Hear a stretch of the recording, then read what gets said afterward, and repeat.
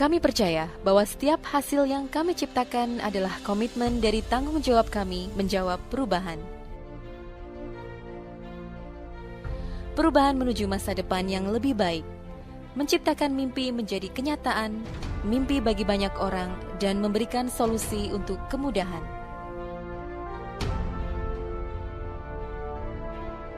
Kami merupakan manufaktur kereta api yang terintegrasi pertama di Asia Tenggara.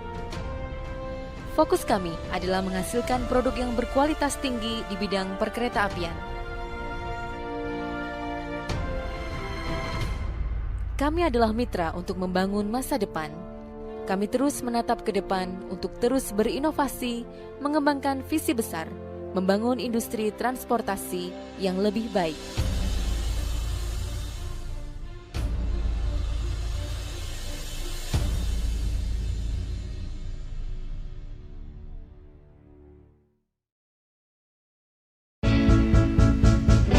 When convenience is out of reach, only limitations remain. Constrained business navigation limits the potential growth. In business, flexibility is everything. It's time to unleash your business potential beyond limitation. BNI Direct is here to provide solutions.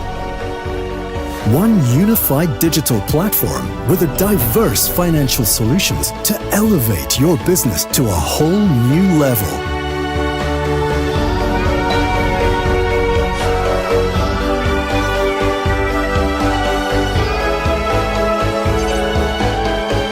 BNI Direct, directing your business to new heights.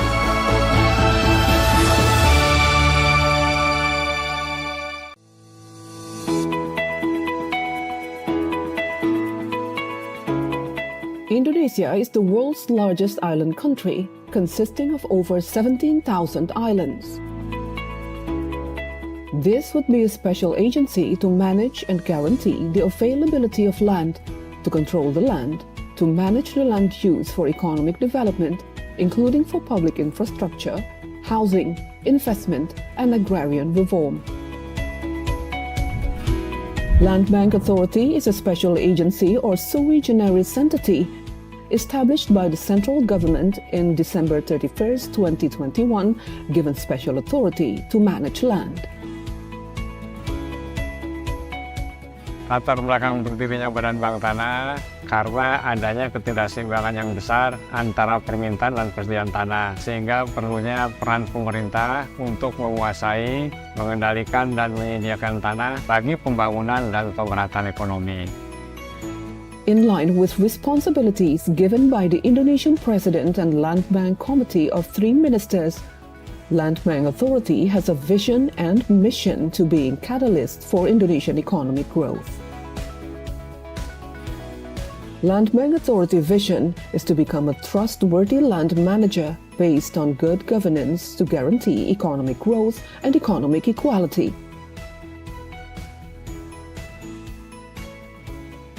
Land Bank Authority mission is to carry out various efforts related to land bank operational for public interest, social interest, national development interest, economic equality, land consolidation, and agrarian reforms, as well as improving community welfare to provide employment.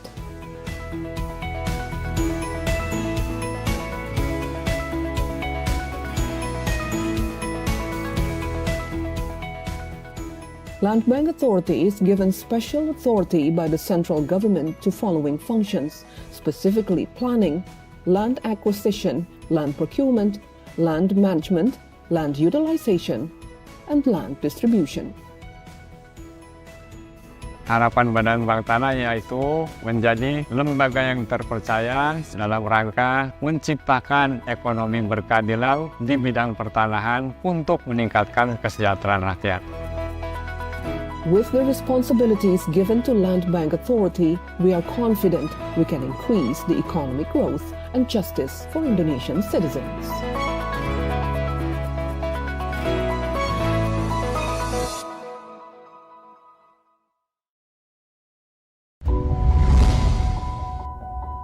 We, Hutama Karya, present our innovations in the construction industry with every changing era. Supported by the professionals in their fields, the latest construction technology operation techniques.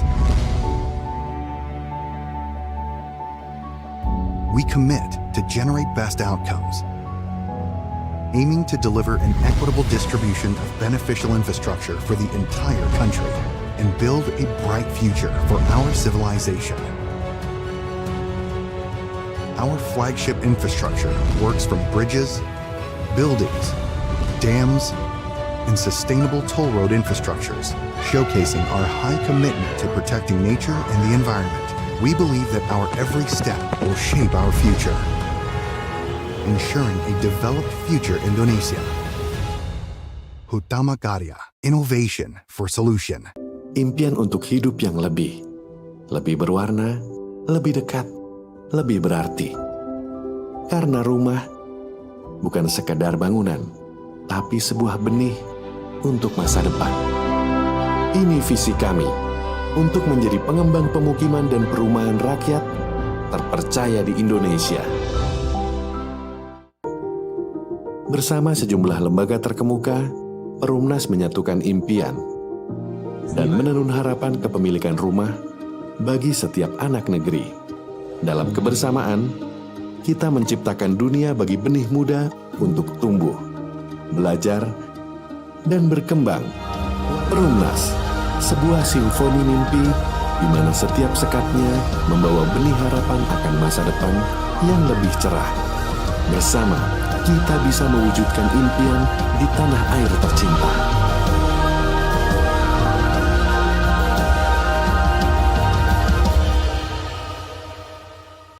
For more than 7 decades, PLN has carried out the state's mandate to electrify the whole Indonesian archipelago. With an installed power generation capacity of more than 75 gigawatts, PLN serves more than 90 million customers in sharpening its vision as the leading electricity company in Southeast Asia. And as the #1 customer choice for energy solutions, PLN continues to develop programs on an ongoing basis, strengthening its role as the heart of Indonesia for the sustainability of energy supply and the transition to renewable energy. Now, PLN is entering a new chapter in its transformation, aiming to become not just a power and utility company, but also a technology company based on innovations. All of this is to improve service quality, strengthening the domestic industrial ecosystem, and increasing competitiveness in the global stage. The new PLN 4.0, Unleashing Energy and Beyond. Ini cerita akselerasi kita yang selalu aja ada tantangan pas kita lagi melesat. Berat banget ya. Mau nyerah aja? Enggak kan? No lah, big no. Bagus!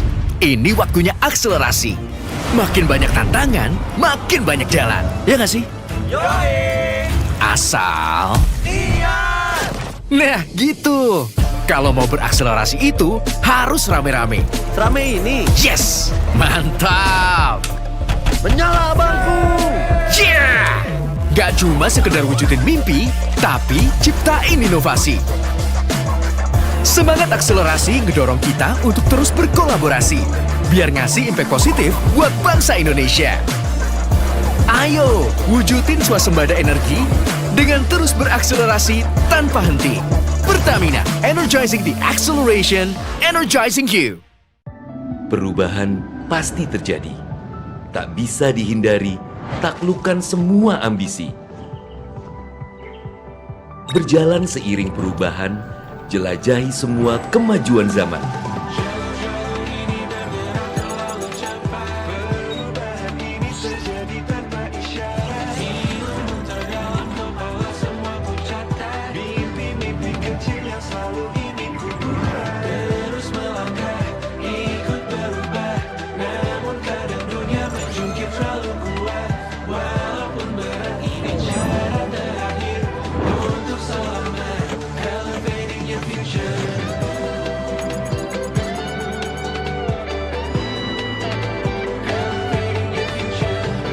Tunjukkan pada dunia, kita mampu berelevasi jadi bangsa yang luar biasa.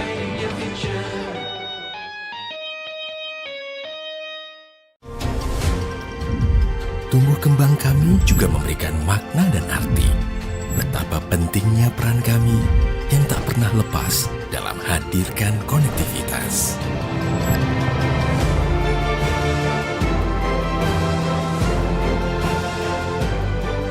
Karena kami yakin dan mampu untuk terus lewati batas dan merajut konektivitas. Indonesia. Introducing In-Journey Airports, a new era in Indonesian aviation. We are proud to become the world's 5th largest airport operator, with 37 airports across the archipelago, serving over 170 million passengers annually. Together, we are building airports that make our nation proud. In-Journey Airports, the gateway of the nation.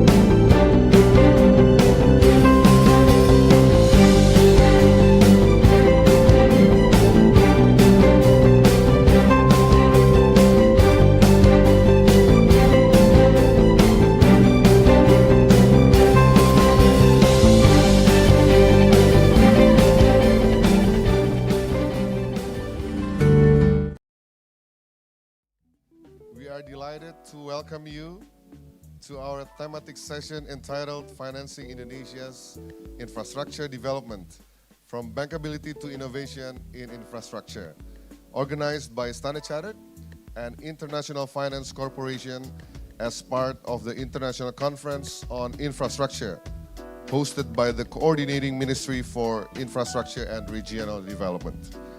We will start the event very, very soon. Kindly be seated. Thank you.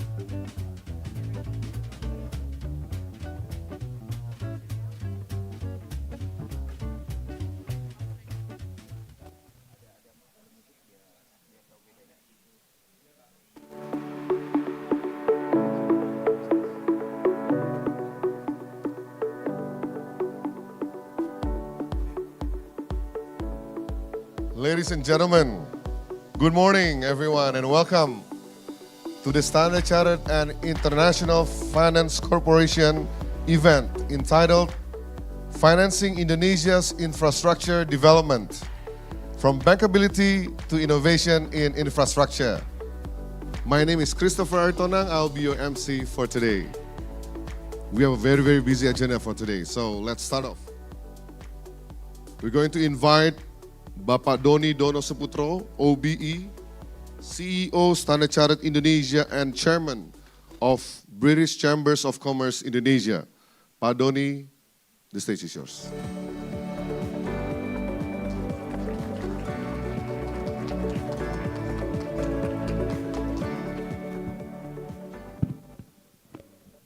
The Honorable Pak Suminto Sastro-Suwito, Director General for Budget Financing and Risk Management of the Ministry of Finance, Republic of Indonesia, and Pak Ewan Marshall, Country Manager for IFC Indonesia and Timor-Leste, esteemed speakers who are all here, and ladies and gentlemen, a very warm welcome to all of you to the first panel of our thematic sessions that relates to financing the infrastructure development in Indonesia.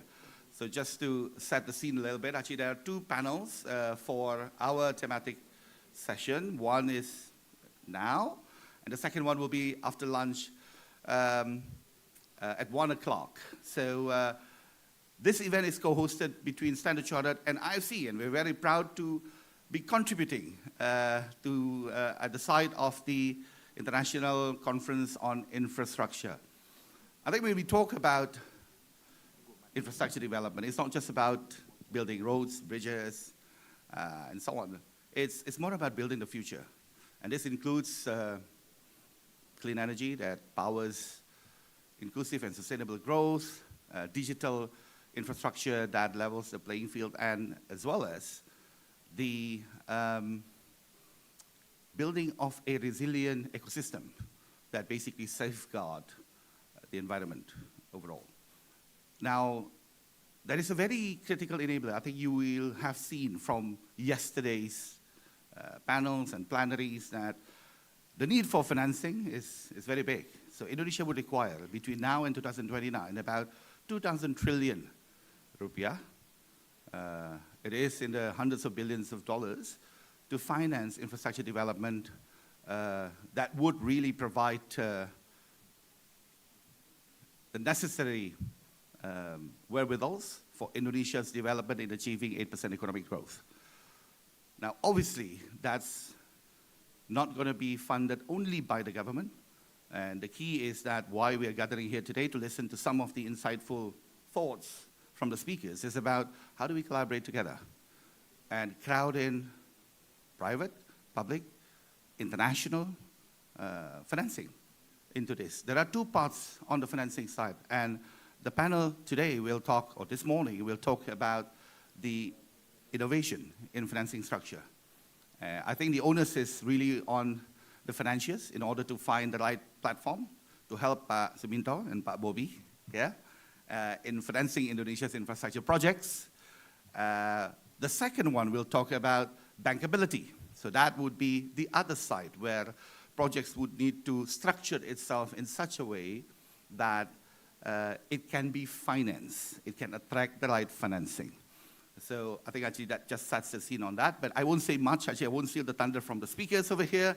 We got fantastic minds actually who will share their insights, and hopefully actually we can get some, fresh thoughts about, how we can push the boundaries of innovative financing structure to help Indonesia's infrastructure development going forward.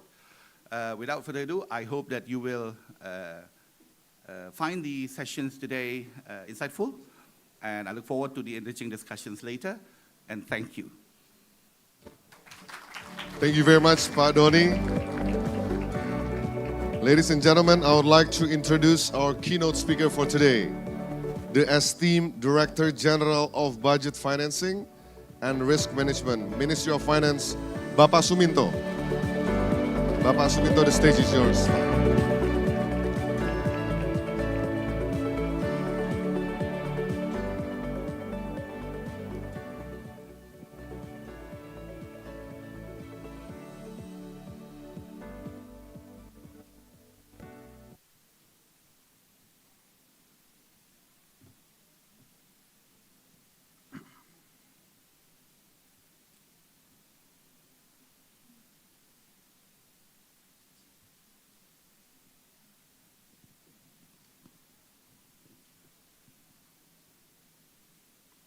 Bismillahirrahmanirrahim.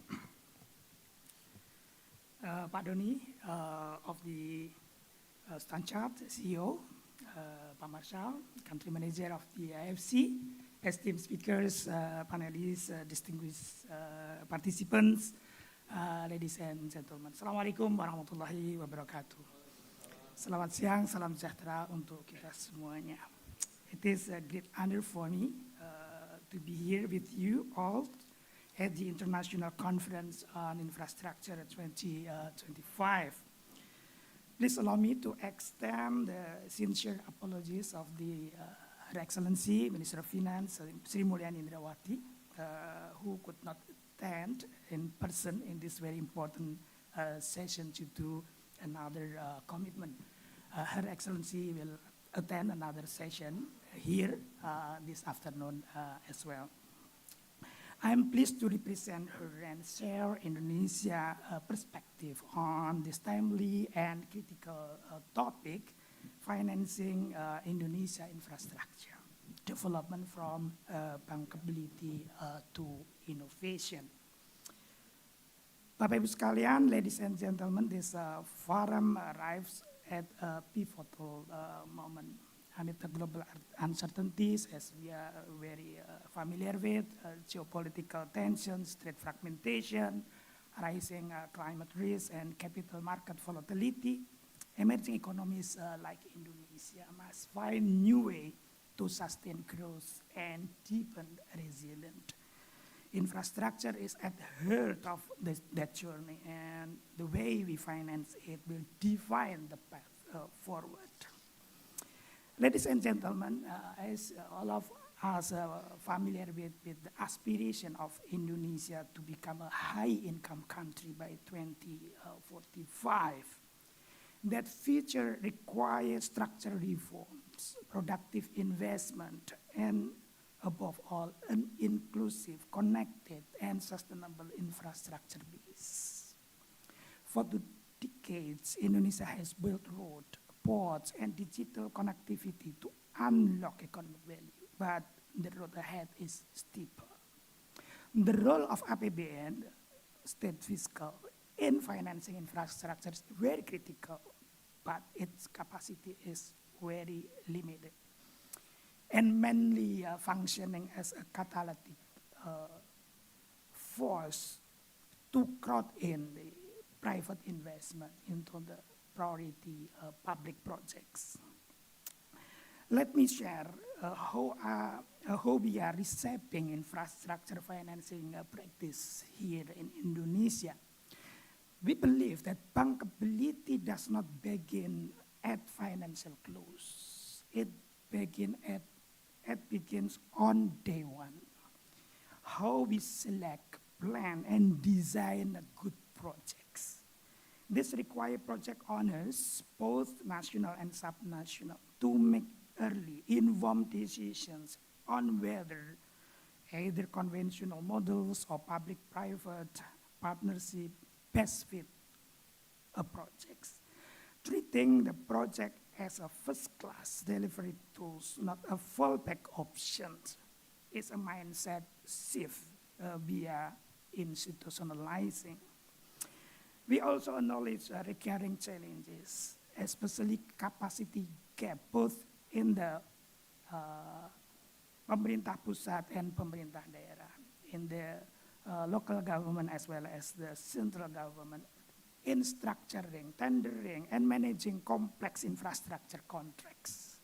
That is why the Ministry of Finance established the Project Development Facility, PDF, to support feasibility studies, appropriate risk allocation, project structuring, and transaction advisory. Recently, we issued the new Ministry of Finance regulation, expanded the PDF rule to enable blended finance, early stage de-risking, and partnership between local government and SOEs or development partners. Our goal is not just to produce documents, but to build an ecosystem of readiness, transparency, and resilience fit for long-term public-private collaboration.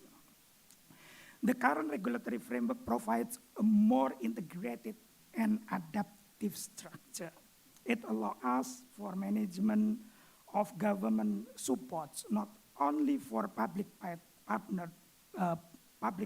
partnership, but also for emerging financing models, including blended finance, land value capture, and limited concession scheme.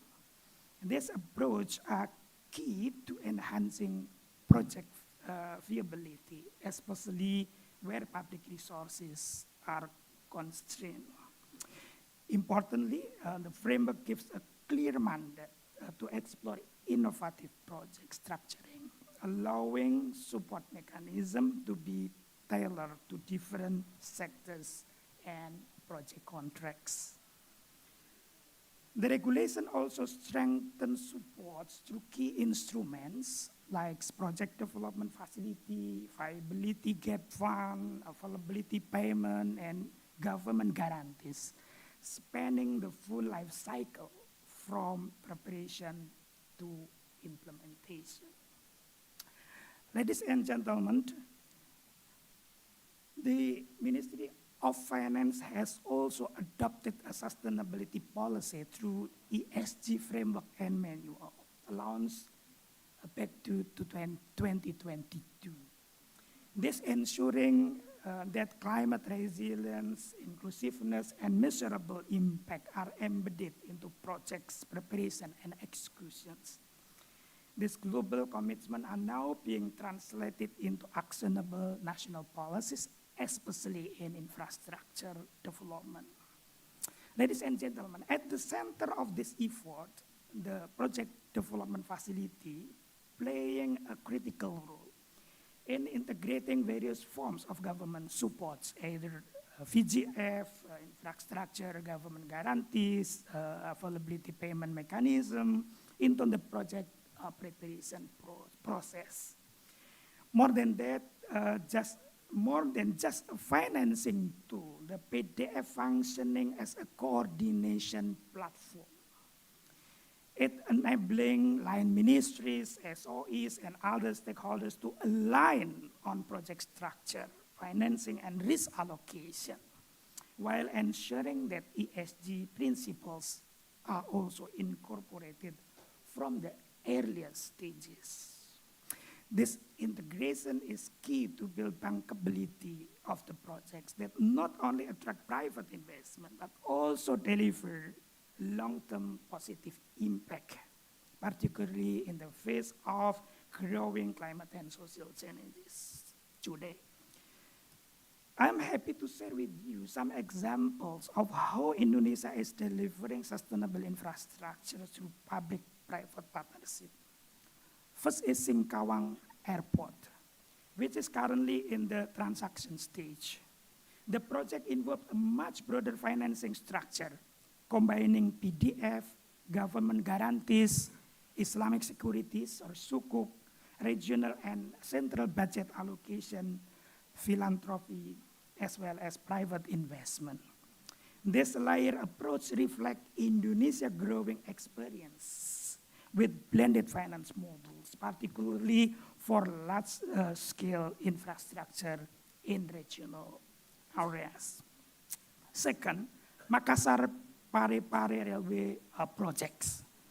This project has reached operation in the end of 2022 under a 17-year concession with a total investment value of $121.4 million. This project demonstrates how government supports through PDF, guarantees, and availability payment mechanism can be effectively combined to unlock private sector participation. What makes this project noteworthy is its embedded sustainability value. The project integrates biodiversity protections, conducts cultural consultations, and implements sites preservation plans, ensuring that ESG considerations are not afterthought, but part of the core development process. To date, 36 projects have reached financial close, representing a total estimate investment value of 18.4 billion US dollar under the PPP supported by the government. These figures reflect active and ongoing efforts across all major regions in Indonesia. Government support has played a critical role in achieving this outcome. The PDF has disbursed for 44 projects. In addition, VGF amounting more than 60 million US dollar has been allocated to partially finance the construction cost of 3 important projects. Ladies and gentlemen, let me to also briefly share our view on the critical role of development partners, like here our IFC colleague supporting this very important event. MDBs are uniquely positioned to provide long-term patient capital, offering stability and affordability for infrastructure projects that struggle to attract private investment. Their role, however, call for thoughtful calibration. While their financing should prioritize less commercially viable initiatives, there remains room to better align their investment with areas where private capital is unlikely to engage. By refining this focus, MDBs can ensure their resources act as a true complement rather than a substitute for market-driven finance. MDBs can further catalyze investment as they have done to date, but with greater scale and accelerated pace by deploying de-risking instruments such as guarantees, political risk insurance, or currency and interest rate hedging tools to attract private capital towards high impact projects. Allow me to provide you an example of a project, namely Indonesia Satellite Project Satria, offers a practical example of effective risk allocation and the collaborative deployment of de-risking instrument by both government and development partners. As a government-paid PPP projects, approximately 71% of Indonesia Satellite Project capital and operational expenditures are in US dollar, while revenue are in rupiah. The project employ a layer guarantee structure involving the Indonesia Infrastructure Investment Fund here, our colleague from the PTPI here, the Multilateral Investment Guarantees Agency, MIGA, and the Islamic Corporation for the Insurance of Investment and Export Credit, ICI. This collaboration is expected to enhance investor confidence and reducing macroeconomic exposure. Equally important is the MDB's role in reducing the cost side of infrastructure, from project structuring and ESG safeguard to feasibility studies and community engagement. The support help ensure that projects are not only bankable, but also impactful, embedding long-term value for people, the environment, and the economy. Development partners also pivotal in building institutional capacity, particularly for subnational government, where expertise in blended finance, PPPs, and contract oversight is still developing. By investing in human capital systems and regulatory framework, MDBs could empower local institutions to engage with the private sector with confidence and accountability. MDB support should not stop at the project inception. So adaptive governance assistance, including help with contract renegotiation, fiscal management, and crisis response, MDBs is expected to foster institutional resilience, ensuring that infrastructure services remain stable and responsive even in times of disruption. Indeed, development partners are partners in progress.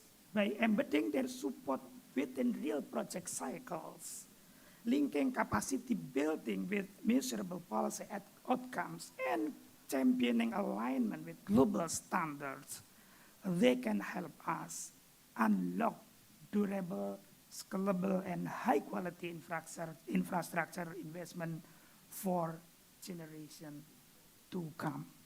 Ladies and gentlemen, in sum, innovation must begin with fundamentals, well-prepared projects, transparent processes, and shared responsibility. Here, I encourage all of us, government, investors, financiers, and partners to mobilize not just funding, but vision. Let us build a financing ecosystem that is inclusive, resilient, and future-ready. Let us not merely respond to challenges, but lead with courage, creativity, and collaboration. Let us unlock not just capital, but share value for all. Thank you very much. Assalamualaikum warahmatullahi wabarakatuh. Thank you very much, Pak Suminto, for your insights. Please kindly remain on stage, Pak Suminto. And I would like to invite Pak Doni, Pak Yuan, and also Pak Rahmat for the photo session.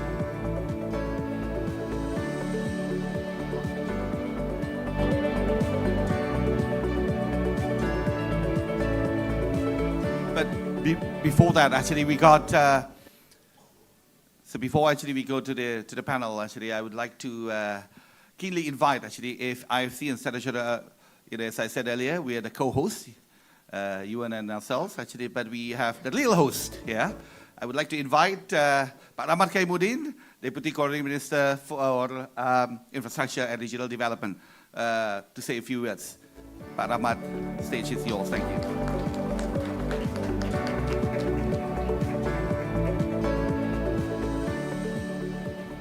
I guess we have to sing for our supper. Assalamualaikum warahmatullahi wabarakatuh.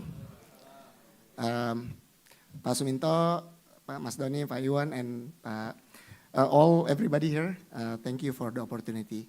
Maybe I'll try to be brief. We talk about financing here. The past 1.5 days, we are talking about building infrastructure for Indonesia.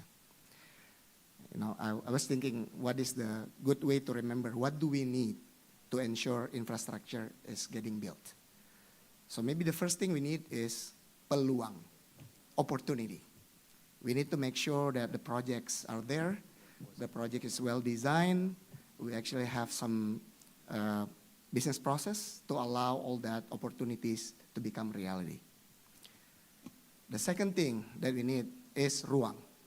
We need the space, the spatial planning. We need to make sure we get all the licenses. And I think the past 1.5 days, we talk about those opportunities. Also in the other side, other sessions, there's a PPP sessions talking about peluang.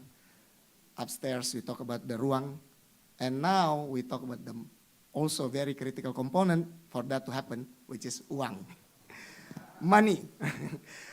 To fund infrastructure, maybe not easy. And I can't ask Pak Suminto to keep raising bonds to fund our infrastructure funding in Indonesia. And that's why we invite two of our keen supporters of the government of Indonesia, in this case IFC and Standard Chartered, representing the global communities on how can we ensure that the type of infrastructure that can be funded by private sector is actually funded by private sector, so that the fiscal capacity that the government has in Indonesia can be actually used into something that really is for public sector. And with that, I think I'm standing behind great minds on this. So I'm gonna step out, and that's all I'm gonna say today. Thank you. Assalamualaikum warahmatullahi wabarakatuh. Thank you very much, Pak Rahmat. Okay, we would like to invite Pak Rahmat, Pak Suminto, and also Pak Doni and Pak Yuan to have a photo session at the stage. Pak Suminto, Pak Suminto and Pak Rahmat. Together. Okay, yes.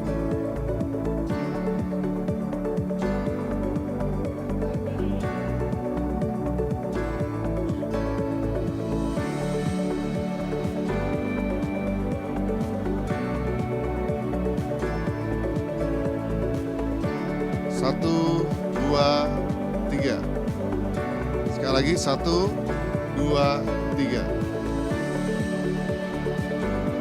And also for all the panel speakers, please join on stage for the photo session.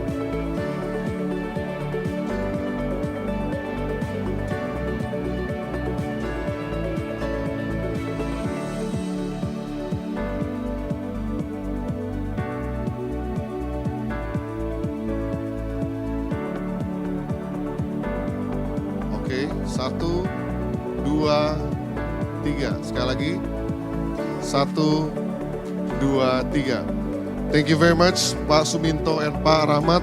Let's give a round of applause. And we are now entering the main session.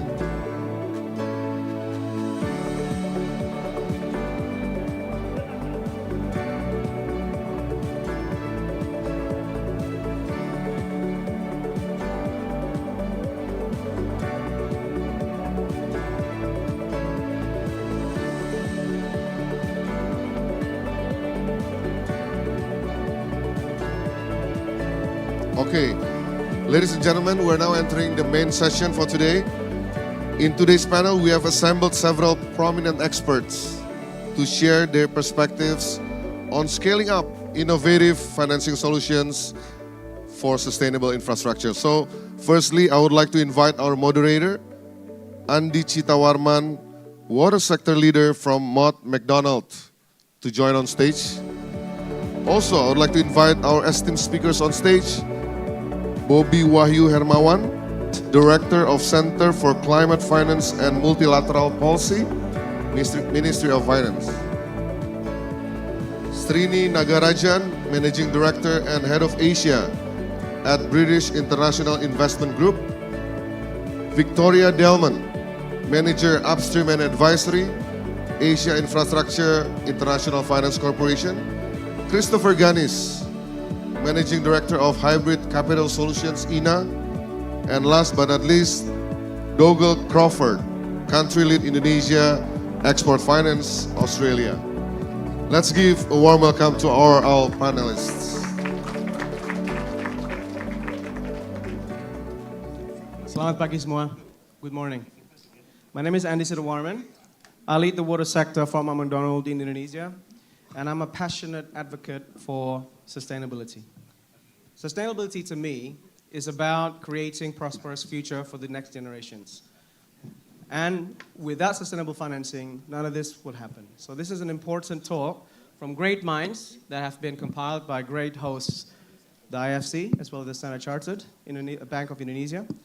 Thank you for organizing this event. I look forward to an inspirational discussion with all of you. Indonesia is entering a decisive decade. Investing in sustainable infrastructure is no longer optional, it's essential.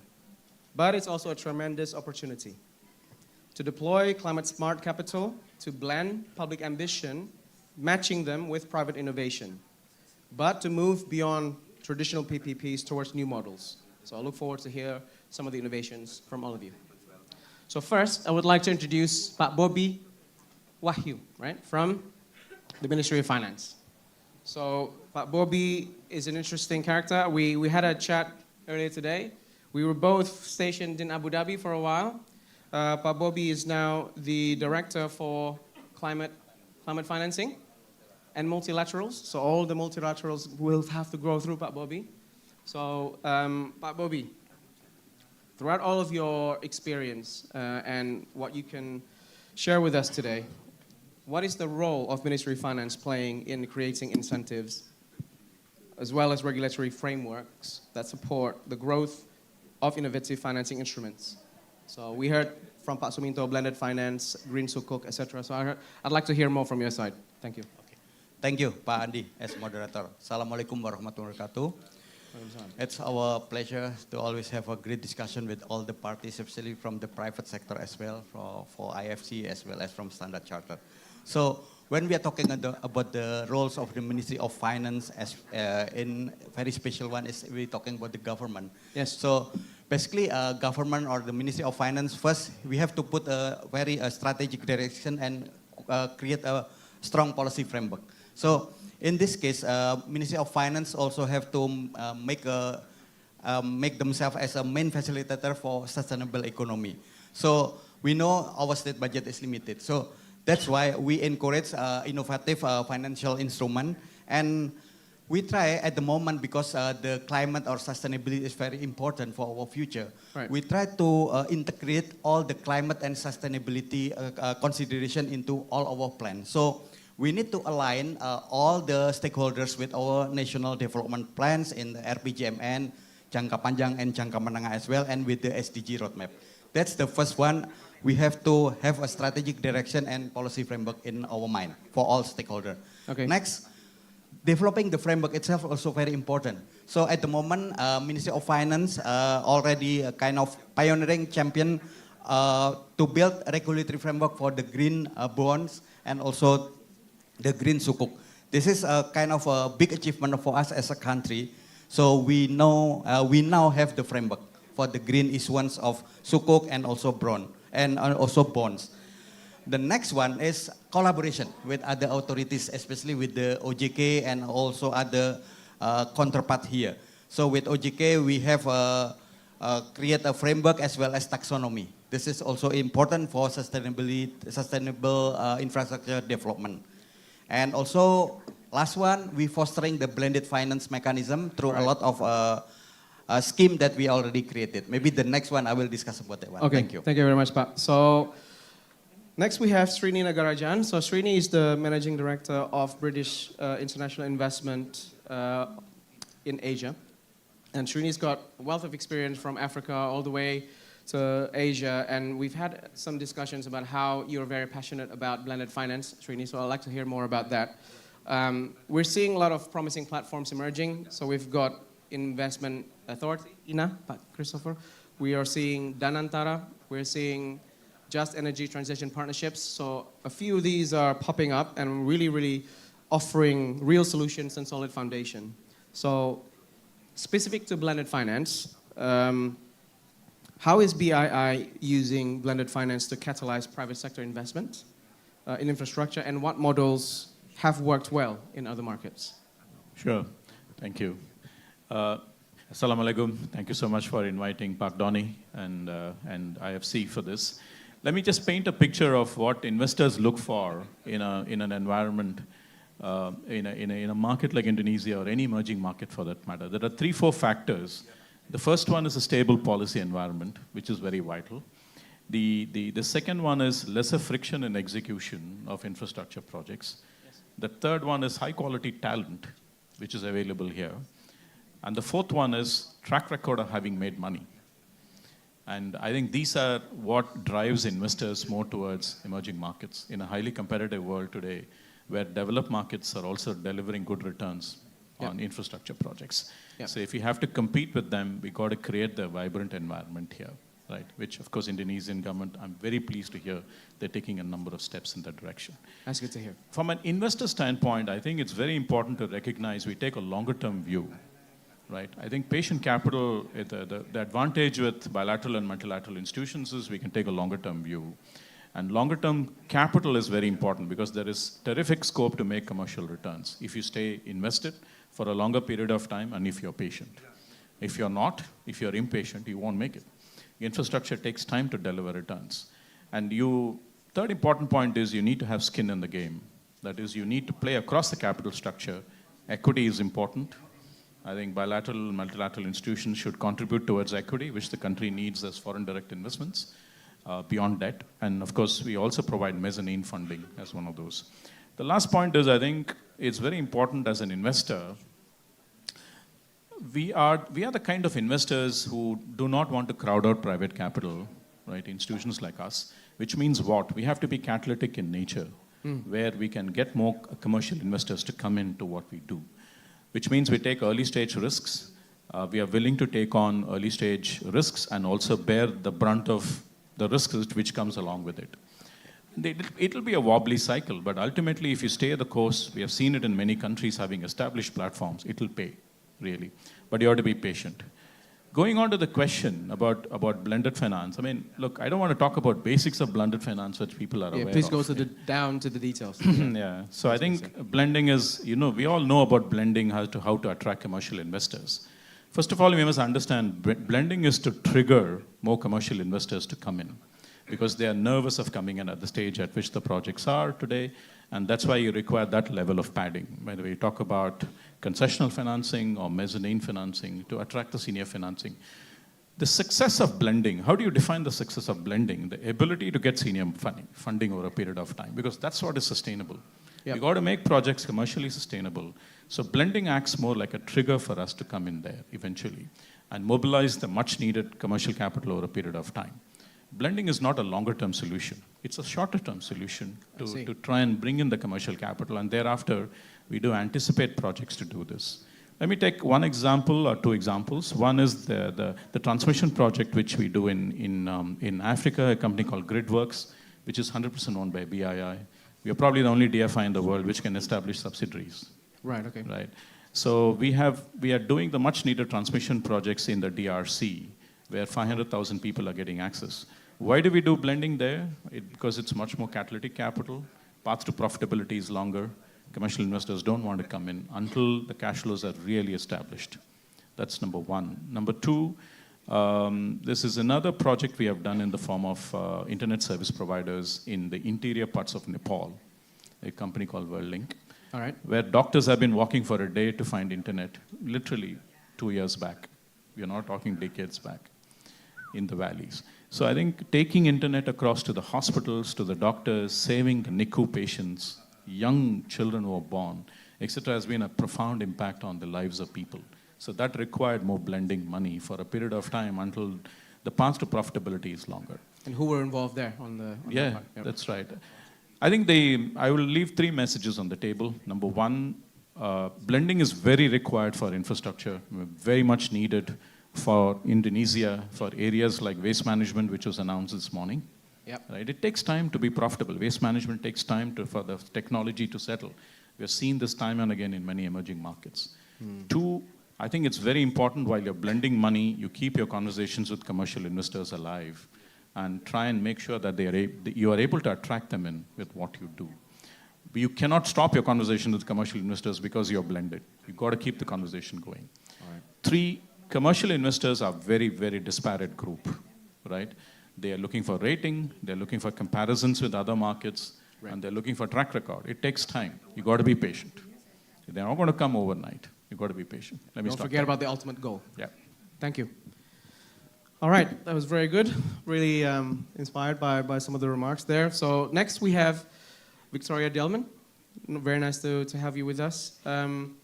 Victoria is the Regional Pre-Investment Head of Infrastructure of Asia Pacific. She's based in Singapore.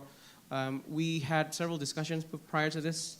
She was rushing from the IWWEF just next door, so kudos to Victoria to be able to make it here.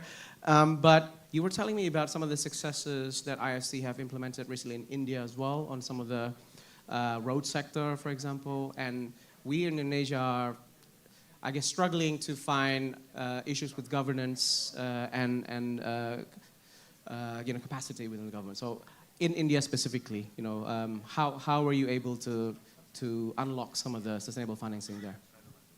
Hey, thank you very much. It's great to be here, and thank you to the organisers for inviting me.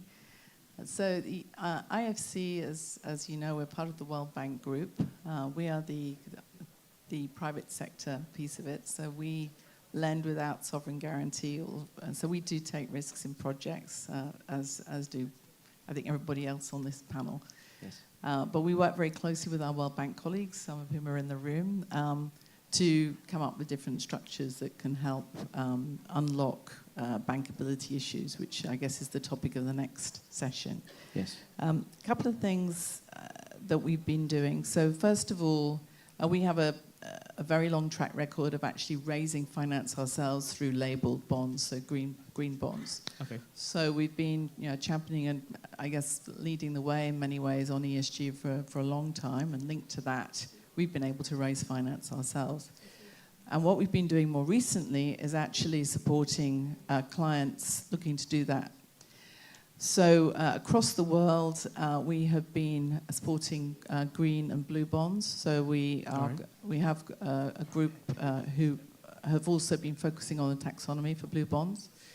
And in the case of the blue bonds, we've also had colleagues who work with financial intermediaries, so they work with the local banks, lend to them to on-lend to projects. And so that's often the smaller size of projects, or it could be companies that are working in the supply chains of larger infrastructure projects. Yep. We're also looking and increasingly supporting both SOEs and municipalities who are creditworthy in raising finance and raising bonds. An example is in South Africa with Durban, which raised a green bond. We acted as the anchor investor. So essentially, we do the due diligence and the other investors come behind us. What we have been doing in India, and my team works very closely with clients at an early stage. So we come in pre-investment. Yes. We can support clients on looking at baselining, support them on feasibility analysis, etc. Yep. In the case of India, which I think is a really important example in the whole discussion around how we can catalyze finance in infrastructure, they have now had quite a long history of these infrastructure investment trusts. So they're like REITs, but they are for infrastructure, INVITs. Okay. And there have been tax incentives put in place to enable these to happen and to recycle capital. Mm-hmm. So what you're seeing is, for example, the Roads Authority, which constructs roads, in order to recycle its capital, it will, a year or so into operations, it will put these roads, these assets, into these trusts. They essentially take the roads off their balance sheet. They still operate them in that they're still program managers for the project. But they are then able to recycle that capital for the next set of roads. All right. They've been able to do that partly because the underlying documentation is bankable and is standardized, very standardized. You've got hybrid annuity projects and you've got PPP concessions in toll roads in India. Alrighty, okay. And there's a long track record of them, Yep. and they're consistent. So you've got standardization, which is a sort of topic you'll get onto next time. What you've been able to do is, because you've got these revenue flows coming through, you're essentially securitizing the revenue flows. And this is something that definitely SOEs and others in Indonesia could be thinking about as they think about how they can recycle their capital. Mm-hmm. The other advantage is that it draws in institutional investors. Okay. So you have Canadian pension funds that are invested in these INVITs. All right. Because essentially the projects are de-risked. It's post-construction. It's into operations. Yes. And so you're able to diversify your financing sources and also bring in a lot more foreign investment. What we've been doing just recently is working with some of these INVITs to help them think about sustainability and how they might be able to raise sustainable linked finance. And there they have essentially, you get either an interest rate reduction if you meet a KPI, or you face an interest rate increase if you don't, depending on what route you're going to go. It can be through straight financing, but it can also be through the capital markets and bonds. And we have just anchored a couple of sustainable linked bonds for road INVITs in India. It's the first time it's happened. And we've been able to come alongside these entities and help them think through the baselining, think about the KPIs and how they can implement them. So whether it's through energy efficiencies that they can achieve in their street lighting, road safety, it could be even the amount of water that they're using to clean their roads and irrigate the foliage. It could be through gender targets. And so it's proved to be a really interesting way to help them become more sustainable. And it's driven by, first of all, you've got strong capital markets in India. You've also got these incentives to do these INVITs. But you have incentives as well within the Indian, within SEBI, which is the capital markets regulator, they have very strict standards on what will be considered sustainable. And so they're overseeing that. They're requiring third-party monitors for that, so to actually get verification.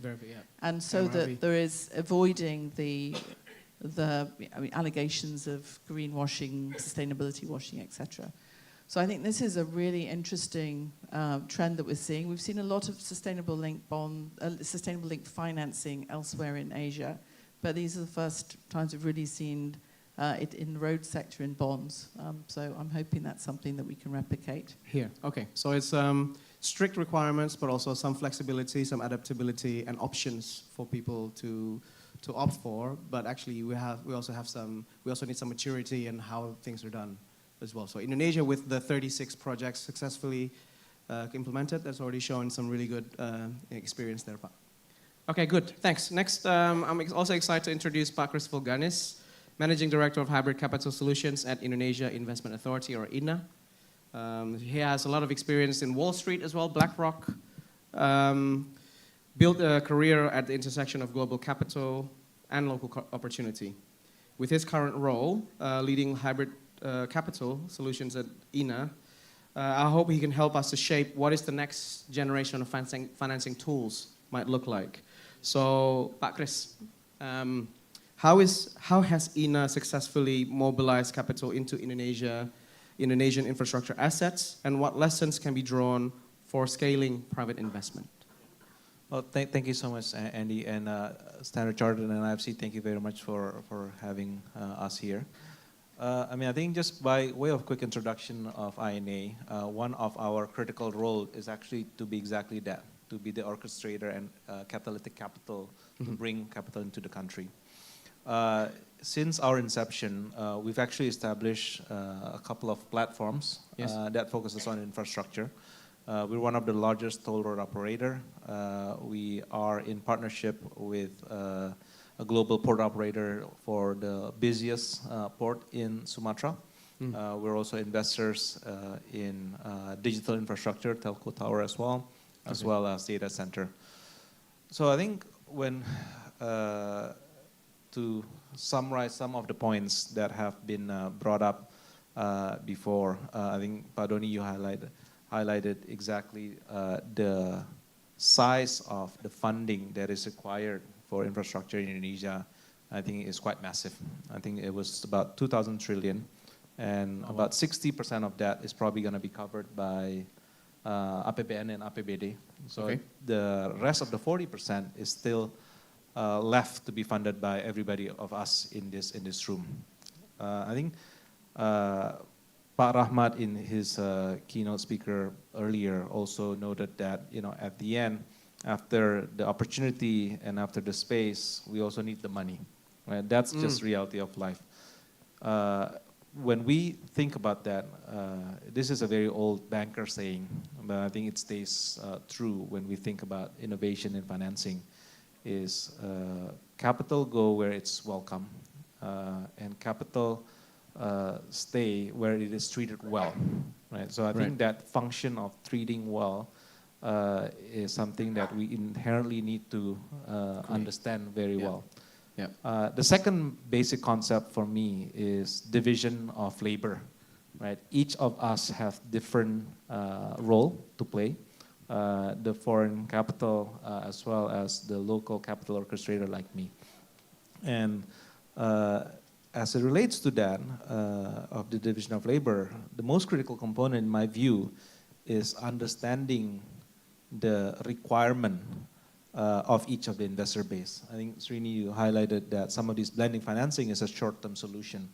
Right. So the short-term solution is great, but at the end, we also need to be able to look in the long term in terms of why, of the capital needed, right?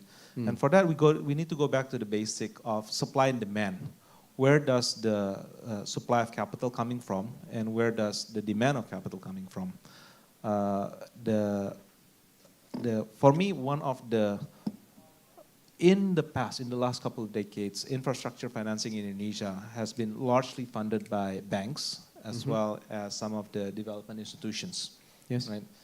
We haven't quite harnessed our private sector per se, right? And when you largely depend on banks and DFIs, there are limitations. I mean, maturity mismatch is one of them, right? So from our side, one of the key initiative of innovation that we are looking into is obviously development of private infrastructure credit itself, right? Okay. And we are trying to partner with foreign institutions. And the second part is actually a basic concept, securitization, right? That's a relatively, it's not a new concept at all, right? But it is relatively nascent in Indonesia. I think, Pak Bobby, I think under Ministry of Finance, we have the SMF, right? Oh, yes. Which is an incredible institution, but I think we need to be able to collaborate closer together and understand that the role is more of an orchestrator. So at the end, you need to find the end buyer of these long-dated assets, right? And you need to work well with the supplier of these long-dated assets, which are the banks as well, right? So at the end of the day, I don't think there's a silver bullet, but going back to the concept of, the basic concept of, matching liability and asset, treating capital well, and understanding the requirement for each different institutions, and just being able to harness that all together. Unfortunately, there's no one silver bullet for us to be able to address the large funding gap. But that's how each of us here play our role will be very critical. Thank you, Pak. I mean, you talk about enabling conditions, making sure it's all supportive to capital. You need to treat capital like your wife, apparently. You need to love capital. You need to embrace it, right? So, collaboration is something that Pak Doni mentioned earlier during the opening remarks. So I see collaborations already on my research between BII and INA, between Australia Export Finance and INA, and all the speakers here. So next, and the last but not least, is Dougal Crawford. So Dougal is the country lead of Export Finance Australia in Indonesia. He brings a wealth of experience in export and development finance. But what really stands out is his role in anchoring Export Finance Australia's presence in Jakarta. So how is Export Finance Australia supporting innovative financing models here, including maybe structured debt or guarantees, to unlock private investment in Indonesia and across the region, as what Pak Chris just saying? Yeah, thank you, and thank you for the invitation, Stan Chartered and IFC. I think, well, firstly, be clear, innovative financing and export credit agencies is a dangerous concept. I think there's probably a couple of things. So Export Finance Australia is Australia's export credit agency. We have recently established in Indonesia with a permanent presence, which is purely myself based in the Australian Embassy. The reason we are up here in person is predominantly because we want to support Australian companies and investors into Indonesia. It is an absolute priority of the Australian government to broaden the relationship with Indonesia, which is very strong, to include a very strong and deep economic relationship that's not just trade related, but also investment related as well. Right. I think when it comes to things we are looking to do and be more innovative so we can deploy capital up here and support our partners, there's probably three things. Okay. One is we are working and actively looking to work with partners. INA is obviously a classic case. The Australian Embassy signed an MOU with INA, and predominantly that's around introducing INA to Australian investors when they're coming through. That's good news.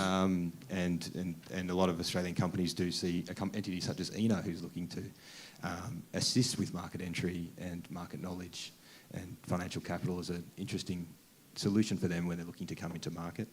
We're also looking to collaborate quite strongly with our partners. Of course, that includes our multilateral development banks such as IFC and ADB, but also increasingly our bilateral development partners such as BII and other entities through the region. Other export credit agencies. Generally, export credit agencies compete fiercely, but increasingly you'll see in this region they're actually looking to collaborate. Okay, and last but not least, our banking partners, of which Stan Chartered, of course, is one. The products that we are offering is one, we're not looking to when it comes to infrastructure, when it comes to this region, particularly Indonesia, we don't require Australian content. Okay, so we are looking to do untied financing when it comes to sustainable infrastructure. But what we are looking to do in that space is also looking to collaborate and work with our partners. A bit like Srini said, we're not looking to crowd out the market. We're actually looking to work collaboratively. The second component is we are quite flexible in how we operate. A key component of how we see our role here in Indonesia and Southeast Asia, but also in other markets in the region, such as the Pacific, is through the use of credit guarantees. Okay, we don't need to be a direct lender. We know banks and we know other partners do always look to risk transfer and manage their exposures. So we're happy to provide a credit guarantee approach rather than a direct lending approach. We hope over that time that encourages more international banks and the like to be more active here as they look to manage their exposures, but also look to increase the tenor of their exposure. Because I think that's a key component of when you are looking at infrastructure projects, it's that point that's been made repeatedly, it's patient capital. You need long tenor debt. You need confidence that that debt will be there for a long period of time. And so we do increasingly look to support that through the provision of direct lending when required, but also guarantees.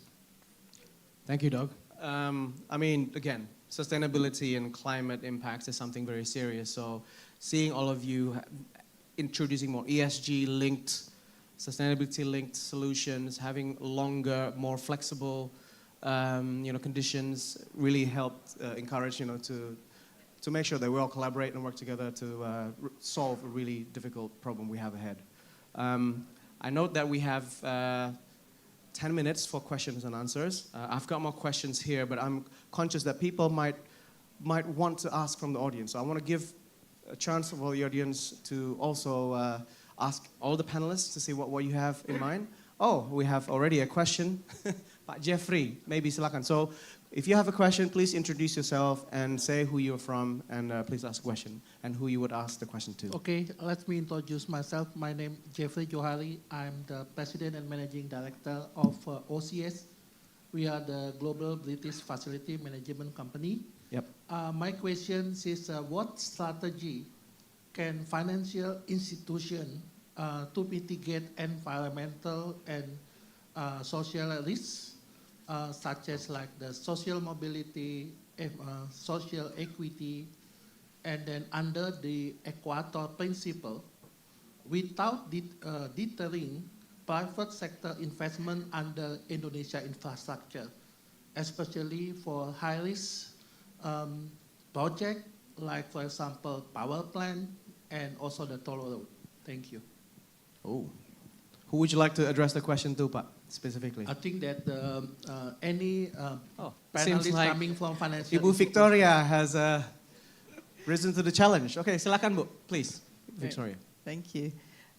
So this is what we do on a daily basis, basically, so, which sometimes to the annoyance maybe of some of our other financiers around. But so it's fundamental to us. It's that we have to, every project that we do has to meet environment safeguard standards. And we've also helped countries through the World Bank Group to increase their oversight of environment and social issues over the years as well. And so I think the key to ensuring that you don't hinder a project is to come in early. And again, this is another advert for my team. So we come in very early with developers. We can actually co-develop, cost-share projects, project development, feasibility studies, even on ENS analysis. And it's if you come in earlier, we can usually find mitigants much more easily than if we come in late on. Whether it's addressing resettlement issues, biodiversity, or on the labour issues, etc. So being able to identify early and then come out with mitigation strategies is really crucial. And so by and large, there will be projects that end up being too difficult for us to do, but by and large, if we come in early, we can provide that support and avoid the problems, or at least mitigate them. And I think we've seen that across the globe as when we work, that we do have very active engagement with our public counterparts often. And certainly there is greater recognition, I think, that use of country systems is important in World Bank projects, for example. So I think governments are kind of improving generally. I think in developing countries they're raising the bar, and so it's also becoming easier from that point of view. But certainly early engagement is critical. Thank you very much, Victoria. Any other questions from the audience? Otherwise, I can ask my question. Oh, we have. Okay, Bu, silakan. At the back. Hold on. Thank you. My name is Lani. So I'm part of the Australia-Indonesia partnership in infrastructure. So right. basically, I would like to ask about what is the most important things that to attract PPP or PPP scheme or like private sector in less commercial or even non-commercial infrastructure, like subnational roads, for example, because we understand that for the toll roads, we have so many successful stories. However, for subnational road, that it is part of the provision for Indonesian government, right? It's not only for the central government, but for the local government. Mhm. So what is the most important to attract subnational? Because currently, that really depend on the intergovernmental transfer for central government to local government. So that's basically my question. All right. Thank So how can subnational government access innovative financing like PPPs? Any takers? Okay, maybe Doug this time. Silakan. I will leave it to IFC to provide the more learned comment. It's like, but I think one of the risks is when you do talk about PPPs, it's not, you can't fit it in all transactions.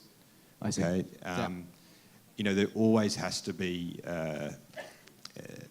an economic element to it, and there will always be a case. There'll be a large portion of infrastructure that will be delivered by the government balance sheet. Uh-huh. And that's the case whether it's in Indonesia, whether it's in Australia or elsewhere. So I think, when you are looking at subnational level, where you are looking at regions where, the standalone credit is not great and may never be that strong for various reasons, I do think you also have to be very careful about pushing sort of PPP constructs, because you do run into the risk that they never actually become investable, or they're actually not that attractive to international investors or domestic investors or financiers, because ultimately it always has to go back to a credit rating of the underlying contract. Thank you, Doug. Maybe. Okay, silakan Pak Bobby. Let me add something to the subnational project. In the Ministry of Finance, we do have the special mission vehicle, PTSMI, that also SMV? also dealing with the subnational, helping in the preparation of the project, and also blended finance type of thing. So they can request to PTSMI. Yes, they have support. the mandates to support the subnational levels. Thank you. Okay, so good. So ada PTSMI, ada PII, subnational government can directly request support. Okay, Victoria, please. Thank you. So a couple of things. So one is we are actually financing projects through municipal finance in a number of countries in Asia. So an example where we actually leveraged some blended finance was in Mongolia actually recently. So Ulaanbaatar it's a credit-worthy municipality, and we helped them to we anchored some finance for them.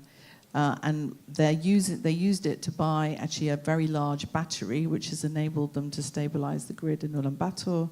And we were able to raise blended finance because obviously battery technology is still relatively expensive, so it was able to cover the delta that was there for using other forms of solutions. Yep. So that's one, and then I think what's going to be crucial here. Well, we've had examples where we've used viability gap funding in hybrid annuity projects in wastewater in India. There's the Clean Ganga projects there, which have, some of them been very successful.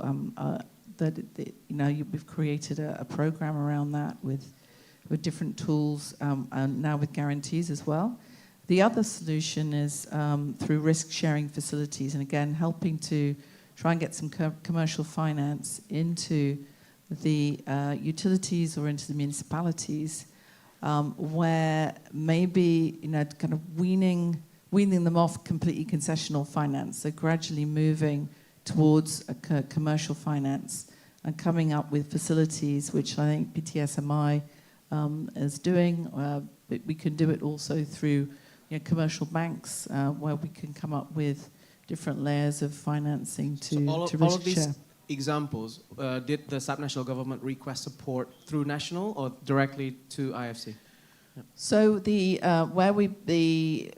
for the municipal direct finance, it's a direct conversation. So in the context of Indonesia, I think municipalities can technically borrow, but not many of them are doing so. We, as an international organization, can't lend directly. We don't think we can, but we can lend through risk-sharing facilities and combine with local financing. Yeah. Thank you, Victoria. Okay, very good. Still have a few minutes, 3 minutes. Silakan, anyone? Oh, okay, Bapak. Very semangat nih di depan. Sorry, I'll come back to the people at the back after this one. Terima kasih. Thank you very much. My name is Erwin Kasim from Masyarakat Konservasi and Energy Efficiency Indonesia. Ini adalah suatu CSO di Nirlaba. Pertanyaan kepada Pak Bobi, minta maaf kepada Kementerian Keuangan. Sorry, I speak in bahasa Indonesia for fellow expert. We'll try and translate. I can combine it. Okay. Is there any keberanian from pemerintah Indonesia to increase the tariff for the TDL, tarif dasar listrik? Why I bring this concern? Because if you go to luar negeri, the price electricity price is very high in London, in UK, in Europe, in Australia. In Indonesia, tariff or TDL is very low, Pak, less than 10 cents per kilowatt hour. How we can implement energy efficiency if the energy price still already low in Indonesia? Okay. But in the planning from the Bappenas, we very optimistic to achieve net zero emission in 2060. I'm afraid it will be omon. So, because the government of Indonesia still give subsidy to the DMO, to the coal, untuk batu bara masih disubsidi. Yeah. Even it is the kotor, but they still get subsidy. Right. And the government of Indonesia tidak berani to cabut itu subsidi to the coal. So this will be the challenge. How we can solve this problem? It is maju kena mundur kena. So how the current government have that breakthrough? Apa terobosan-terobosan yang mungkin it will be realistic, because you know Indonesia have target to achieve the target EBT, energi baru terbarukan, 23% this year based on the Paris Agreement. Pak Jokowi promised to the international. But in fact, the current achievement less than 13% maybe. So how we can achieve net zero emission in 2060? That's my concern. So I need to hear what the ide-ide from the government. Thank you. Thank you, Pak. Very bold question. So about subsidies being given to coal producing, PLN and others. So what is the government view of subsidizing, carbon emission operations? Yeah. Well, thank you. It's very, very complex question. Actually, it would be one session. It's not enough for a few minutes. For 28 seconds. So apologies. So, but anyhow, thank you very much for this question, to bring up this question. First, when we are talking about the infrastructure, we thinking about our economic growth and also public services. Yeah. So that's the key question. Now, Indonesia, we also focus for our economic growth, for the prosperity of all of the people. We do understand that the concept of green as well as climate and economic development, somehow we have to be able to decoupling about this issue, right? Correct. This is very hard make a balance between the economic growth and climate. But somehow we can manage this. First, Firstly, through the state budget, we do have the subsidy for the energy sector. This is for the public services obligation from our side, for our people.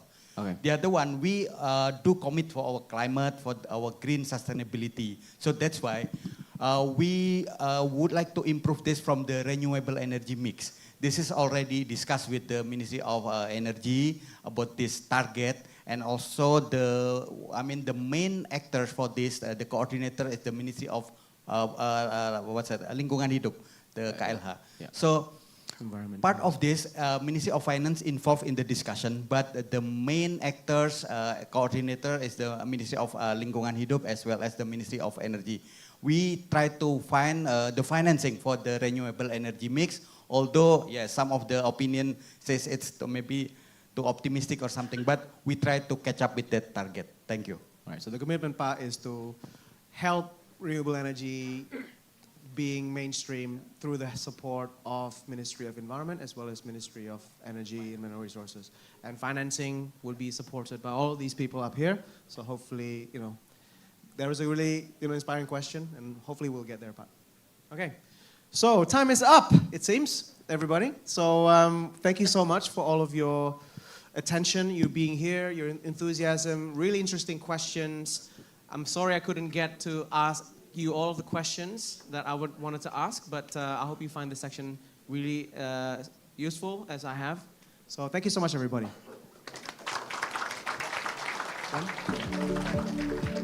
Back at 1. Okay, so after this, we will be back at 1 for the second panel, hosted by IFC and Standard Chartered.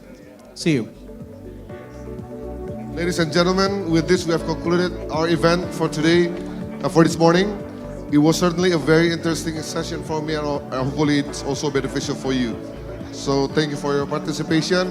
Please come back at 1 p.m. sharp for the discussion on structuring bankable infrastructure projects. Thank you very much and see you later.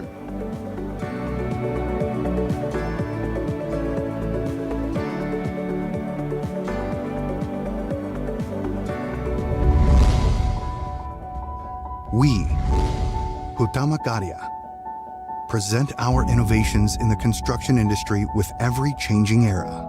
Supported by the professionals in their fields, the latest construction technology operation techniques.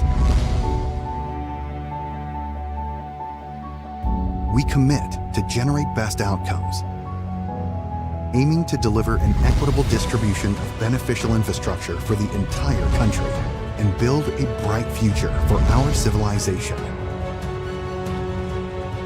Our flagship infrastructure works from bridges, buildings, dams, and sustainable toll road infrastructures, showcasing our high commitment to protecting nature and the environment. We believe that our every step will shape our future, ensuring a developed future Indonesia. Hutama Karya, innovation for solution. Impian untuk hidup.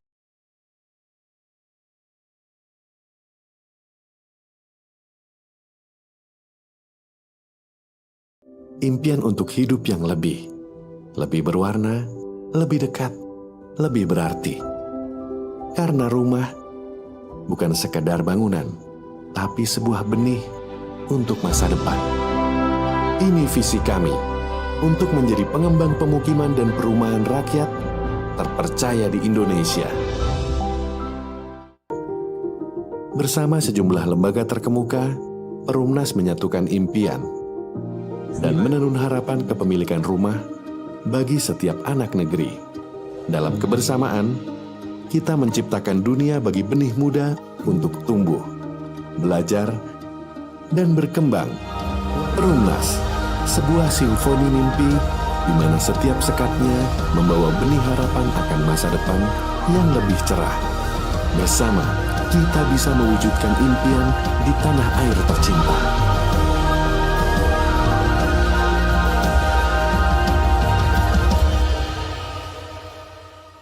For more than 7 decades, PLN has carried out the state's mandate to electrify the whole Indonesian archipelago.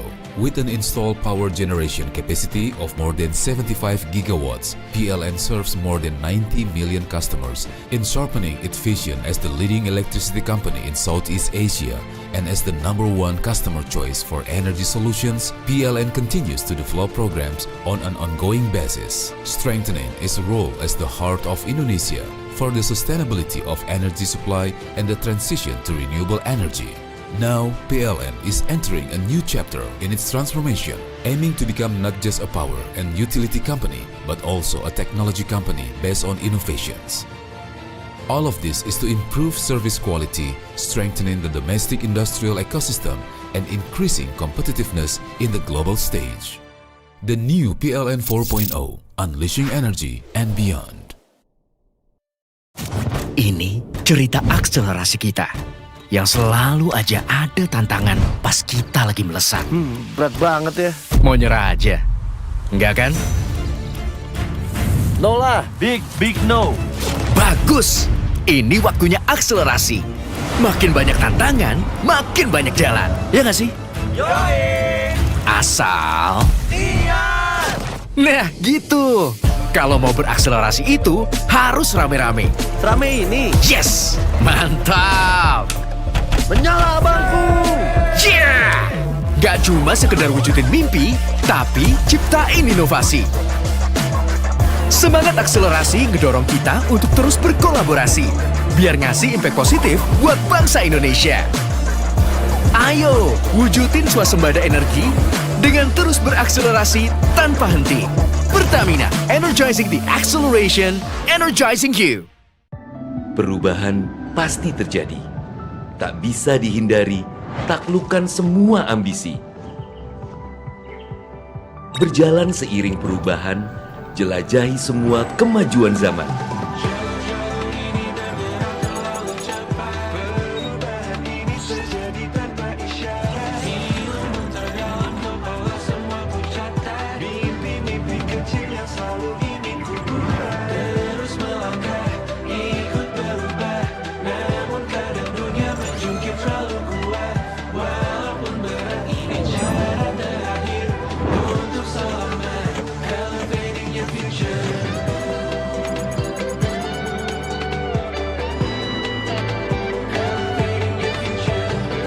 Tunjukkan pada dunia, kita mampu berelevasi jadi bangsa yang luar biasa.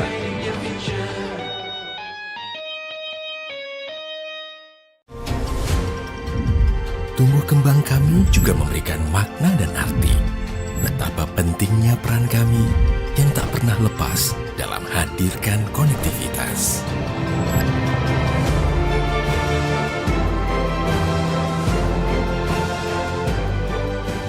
Kami yakin dan mampu untuk terus lewati batas dan merajut konektivitas. Indonesia.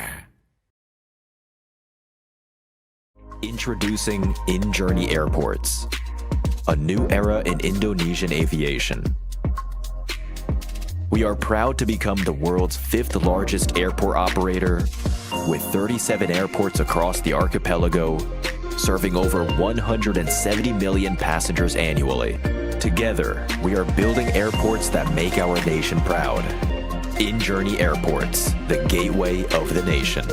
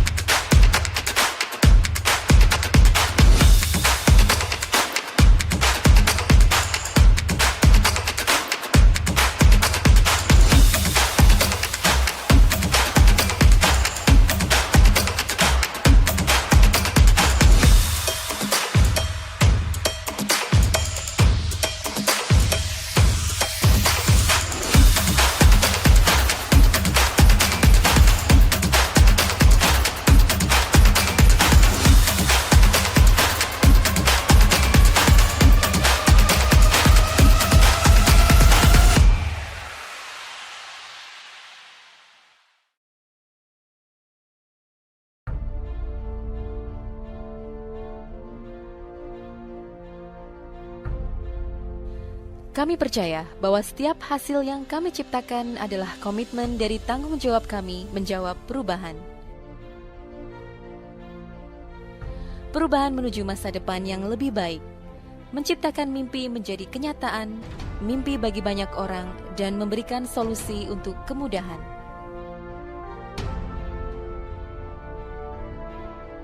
Kami merupakan manufaktur kereta api yang terintegrasi pertama di Asia Tenggara. Fokus kami adalah menghasilkan produk yang berkualitas tinggi di bidang perkeretaapian. Kami adalah mitra untuk membangun masa depan. Kami terus menatap ke depan untuk terus berinovasi, mengembangkan visi besar, membangun industri transportasi yang lebih baik.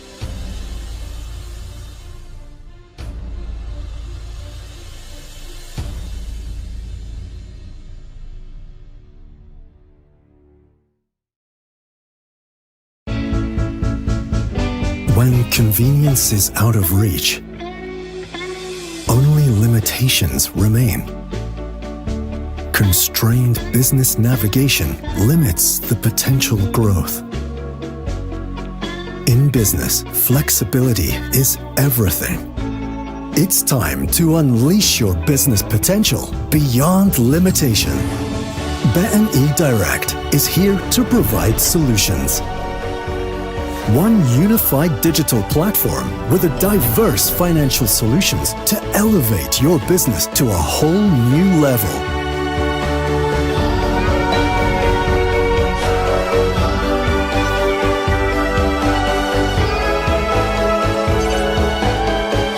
BNI Direct, directing your business to new heights.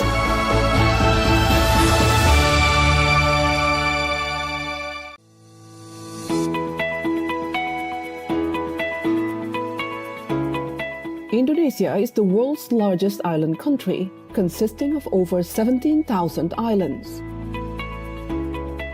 This would be a special agency to manage and guarantee the availability of land, to control the land, to manage the land use for economic development, including for public infrastructure, housing, investment, and agrarian reform. Land Bank Authority is a special agency or sui generis entity established by the central government in December 31st, 2021, given special authority to manage land. Latar belakang berdirinya Badan Bank Tanah karena adanya ketidakseimbangan yang besar antara permintaan dan persediaan tanah, sehingga perlunya peran pemerintah untuk menguasai, mengendalikan, dan menyediakan tanah bagi pembangunan dan pemerataan ekonomi. In line with responsibilities given by the Indonesian President and Land Bank Committee of 3 ministers, Land Bank Authority has a vision and mission to be a catalyst for Indonesian economic growth. Land Bank Authority vision is to become a trustworthy land manager based on good governance to guarantee economic growth and economic equality.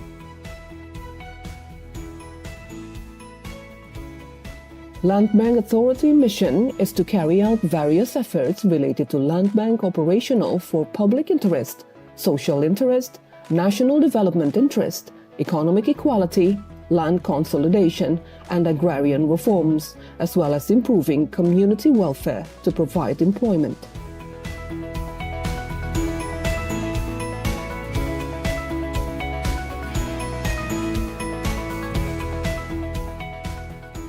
Land Bank Authority is given special authority by the central government to following functions, specifically planning, land acquisition, land procurement, land management, land utilization, and land distribution.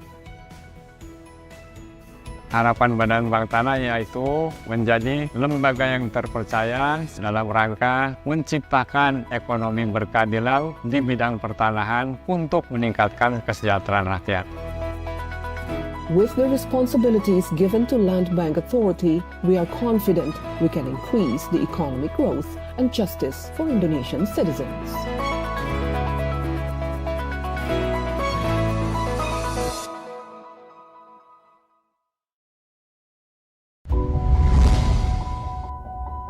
We, Hutama Karya, present our innovations in the construction industry with every changing era.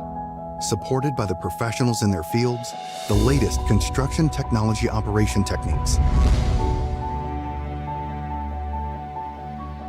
We commit to generate best outcomes, aiming to deliver an equitable distribution of beneficial infrastructure for the entire country and build a bright future for our civilization. Our flagship infrastructure works from bridges, buildings, dams, and sustainable toll road infrastructures, showcasing our high commitment to protecting nature and the environment. We believe that our every step will shape our future, ensuring a developed future Indonesia. Hutama Karya, innovation for solution. Impian untuk hidup yang lebih berwarna, lebih dekat, lebih berarti. Karena rumah bukan sekadar bangunan, tapi sebuah benih untuk masa depan.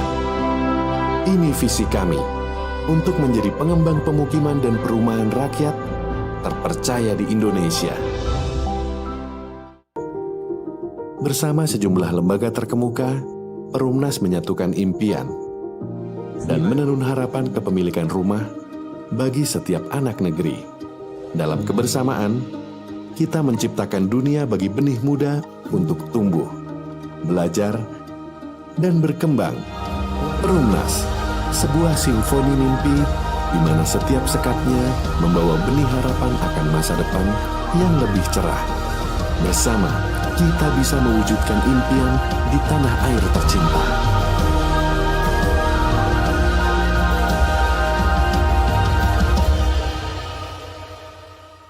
For more than 7 decades, PLN has carried out the state's mandate to electrify the whole Indonesian archipelago.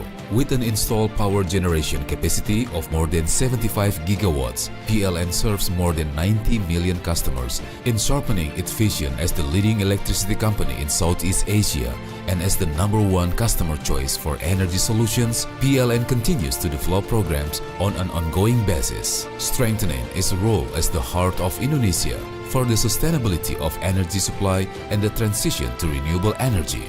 Now, PLN is entering a new chapter in its transformation, aiming to become not just a power and utility company, but also a technology company based on innovations. All of this is to improve service quality, strengthening the domestic industrial ecosystem, and increasing competitiveness in the global stage. The new PLN 4.0, unleashing energy and beyond. Ini cerita akselerasi kita yang selalu aja ada tantangan pas kita lagi melesat. Berat banget ya. Mau nyerah aja? Enggak kan? No lah, big no. Bagus, ini waktunya akselerasi. Makin banyak tantangan, makin banyak jalan. Ya nggak sih? Yoi! Asal... Niat! Nah gitu. Kalau mau berakselerasi itu harus rame-rame. Serame ini? Yes! Mantap! Menyala bangku! Yeah! Gak cuma sekedar wujudin mimpi, tapi ciptain inovasi. Semangat akselerasi ngedorong kita untuk terus berkolaborasi, biar ngasih impact positif buat bangsa Indonesia. Ayo, wujudin swasembada energi dengan terus berakselerasi tanpa henti. Pertamina, energizing the acceleration, energizing you. Perubahan pasti terjadi. Tak bisa dihindari, taklukkan semua ambisi. Berjalan seiring perubahan, jelajahi semua kemajuan zaman.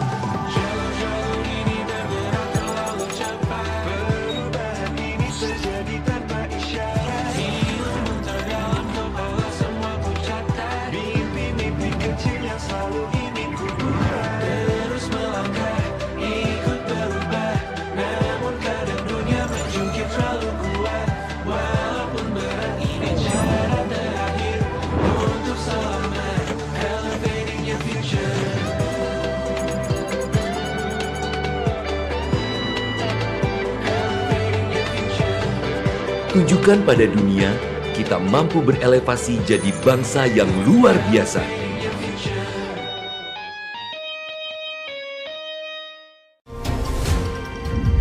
Tumbuh kembang kami juga memberikan makna dan arti. Betapa pentingnya peran kami yang tak pernah lepas dalam hadirkan konektivitas.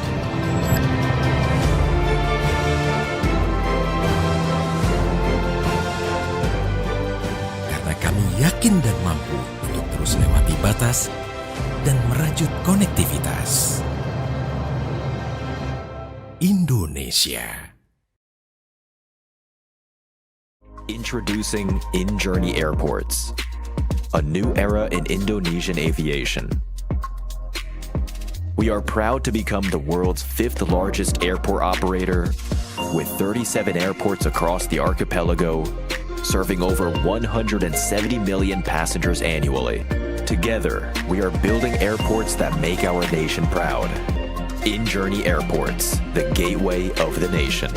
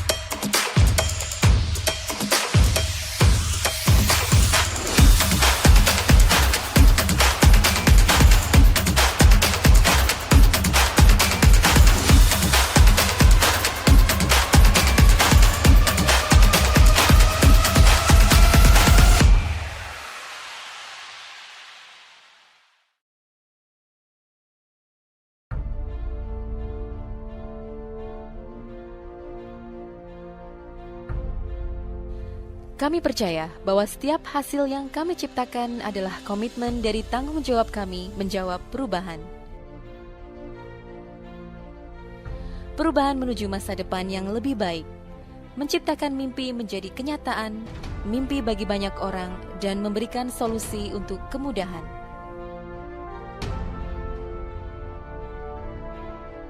Kami merupakan manufaktur kereta api yang terintegrasi pertama di Asia Tenggara.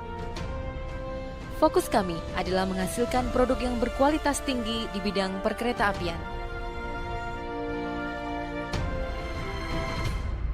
Kami adalah mitra untuk membangun masa depan. Kami terus menatap ke depan untuk terus berinovasi, mengembangkan visi besar, membangun industri transportasi yang lebih baik.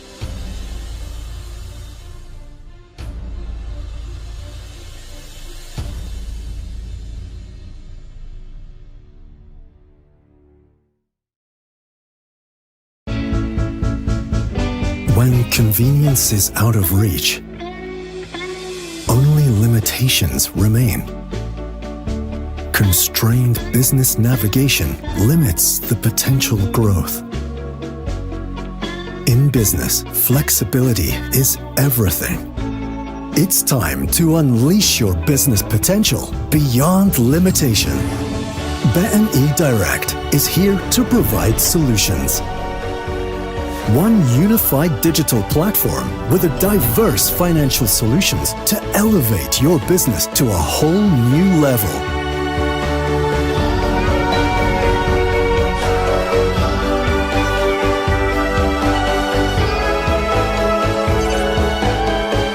BNI Direct, directing your business to new heights.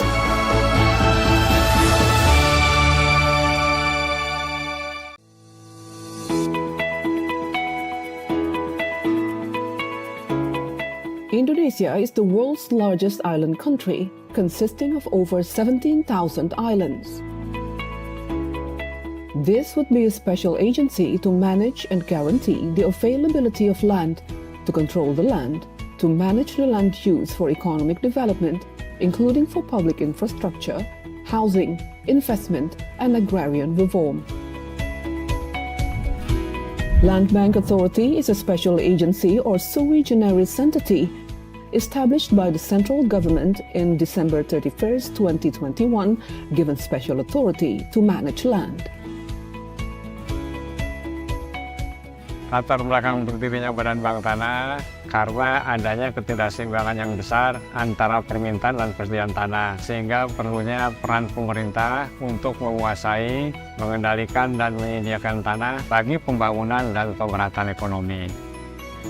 In line with responsibilities given by the Indonesian President and Land Bank Committee of 3 ministers, Land Bank Authority has a vision and mission to be a catalyst for Indonesian economic growth. Land Bank Authority vision is to become a trustworthy land manager based on good governance to guarantee economic growth and economic equality.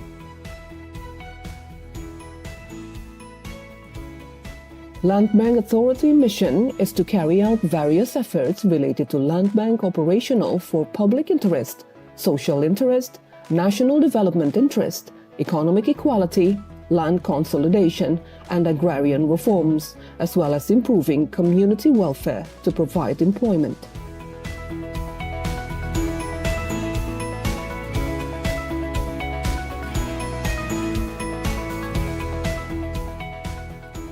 Land Bank Authority is given special authority by the central government to following functions, specifically planning, land acquisition, land procurement, land management, land utilization, and land distribution. Harapan Badan Bank Tanah yaitu menjadi lembaga yang terpercaya dalam rangka menciptakan ekonomi berkeadilan di bidang pertanahan untuk meningkatkan kesejahteraan rakyat. With the responsibilities given to Land Bank Authority, we are confident we can increase the economic growth and justice for Indonesian citizens.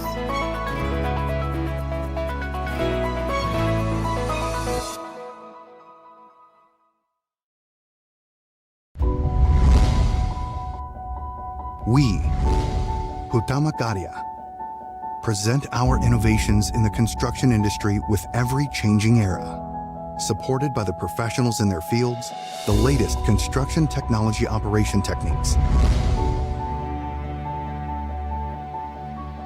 We commit to generate best outcomes, aiming to deliver an equitable distribution of beneficial infrastructure for the entire country and build a bright future for our civilization.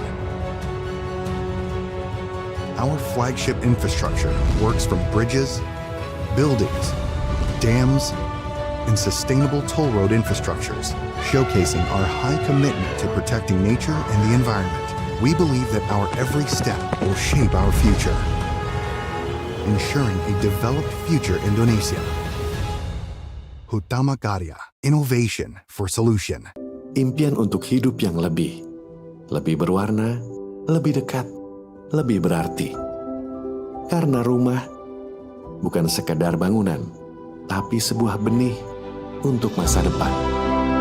Ini visi kami untuk menjadi pengembang pemukiman dan perumahan rakyat terpercaya di Indonesia. Bersama sejumlah lembaga terkemuka, Perumnas menyatukan impian dan menenun harapan kepemilikan rumah bagi setiap anak negeri. Dalam kebersamaan, kita menciptakan dunia bagi benih muda untuk tumbuh, belajar, dan berkembang. Perumnas, sebuah simfoni mimpi di mana setiap sekatnya membawa benih harapan akan masa depan yang lebih cerah. Bersama, kita bisa mewujudkan impian di tanah air tercinta.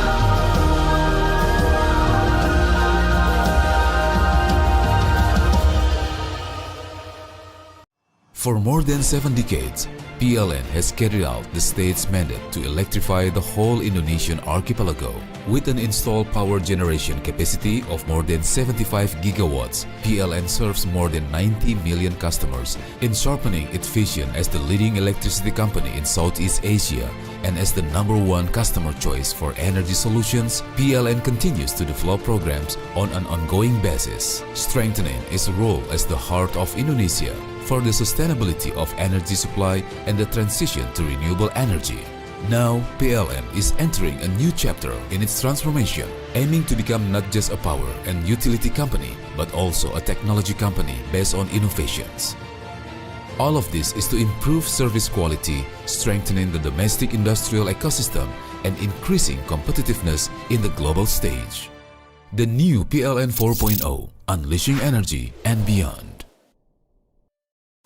Ini cerita akselerasi kita yang selalu aja ada tantangan pas kita lagi melesat. Berat banget ya. Mau nyerah aja? Enggak kan? No lah, big no. Bagus, ini waktunya akselerasi. Makin banyak tantangan, makin banyak jalan. Ya nggak sih? Yoi! Asal... Niat! Nah gitu. Kalau mau berakselerasi itu harus rame-rame. Rame ini? Yes! Mantap! Menyala bangku! Yeah! Gak cuma sekedar wujudin mimpi, tapi ciptain inovasi. Semangat akselerasi ngedorong kita untuk terus berkolaborasi, biar ngasih impact positif buat bangsa Indonesia. Ayo, wujudin swasembada energi dengan terus berakselerasi tanpa henti. Pertamina, energizing the acceleration, energizing you. Perubahan pasti terjadi. Tak bisa dihindari, taklukkan semua ambisi. Berjalan seiring perubahan, jelajahi semua kemajuan zaman.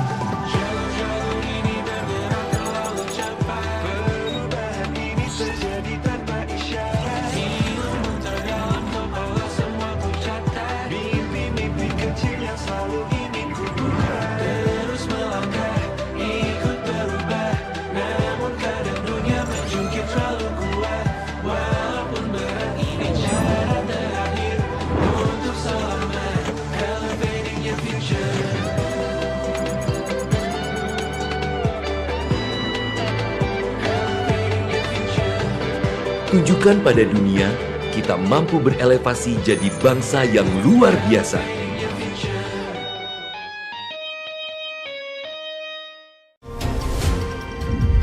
tumbuh kembang kami juga memberikan makna dan arti. Betapa pentingnya peran kami yang tak pernah lepas dalam hadirkan konektivitas.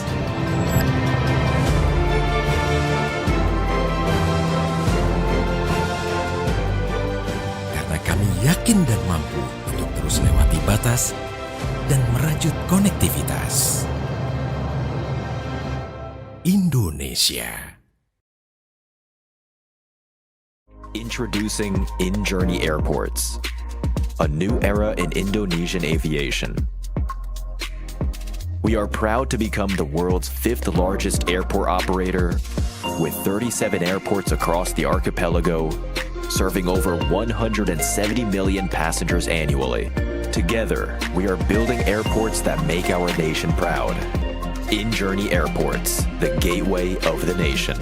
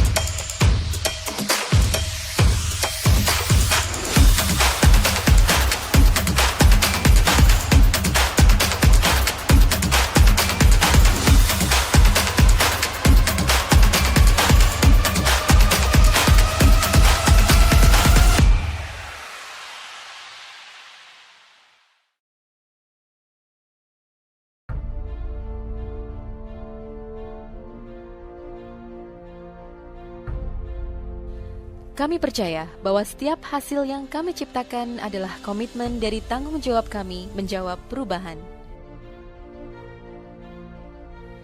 Perubahan menuju masa depan yang lebih baik, menciptakan mimpi menjadi kenyataan, mimpi bagi banyak orang, dan memberikan solusi untuk kemudahan.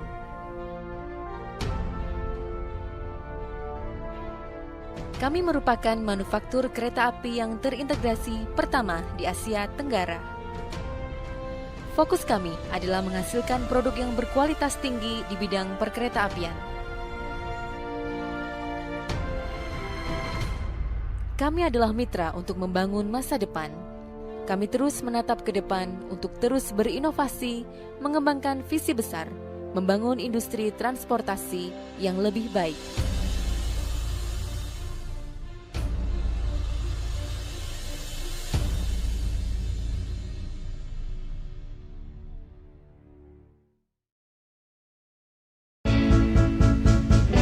When convenience is out of reach, only limitations remain. Constrained business navigation limits the potential growth. In business, flexibility is everything. It's time to unleash your business potential beyond limitation. BNI Direct is here to provide solutions. One unified digital platform with a diverse financial solutions to elevate your business to a whole new level.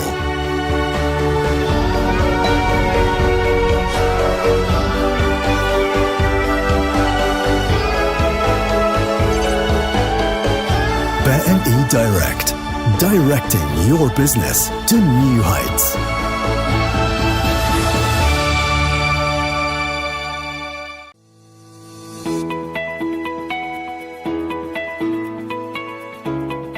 Indonesia is the world's largest island country, consisting of over 17,000 islands. This would be a special agency to manage and guarantee the availability of land, to control the land, to manage the land use for economic development, including for public infrastructure, housing, investment, and agrarian reform.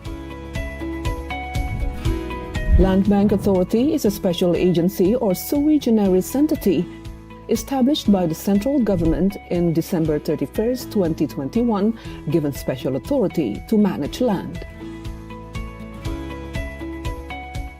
Latar belakang berdirinya Badan Bank Tanah karena adanya ketidakseimbangan yang besar antara permintaan dan persediaan tanah, sehingga perlunya peran pemerintah untuk menguasai, mengendalikan, dan menyediakan tanah bagi pembangunan dan pemerataan ekonomi. In line with responsibilities given by the Indonesian President and Land Bank Committee of 3 ministers, Land Bank Authority has a vision and mission to be a catalyst for Indonesian economic growth. Land Bank Authority vision is to become a trustworthy land manager based on good governance to guarantee economic growth and economic equality. Land Bank Authority mission is to carry out various efforts related to land bank operational for public interest, social interest, national development interest, economic equality, land consolidation, and agrarian reforms, as well as improving community welfare to provide employment.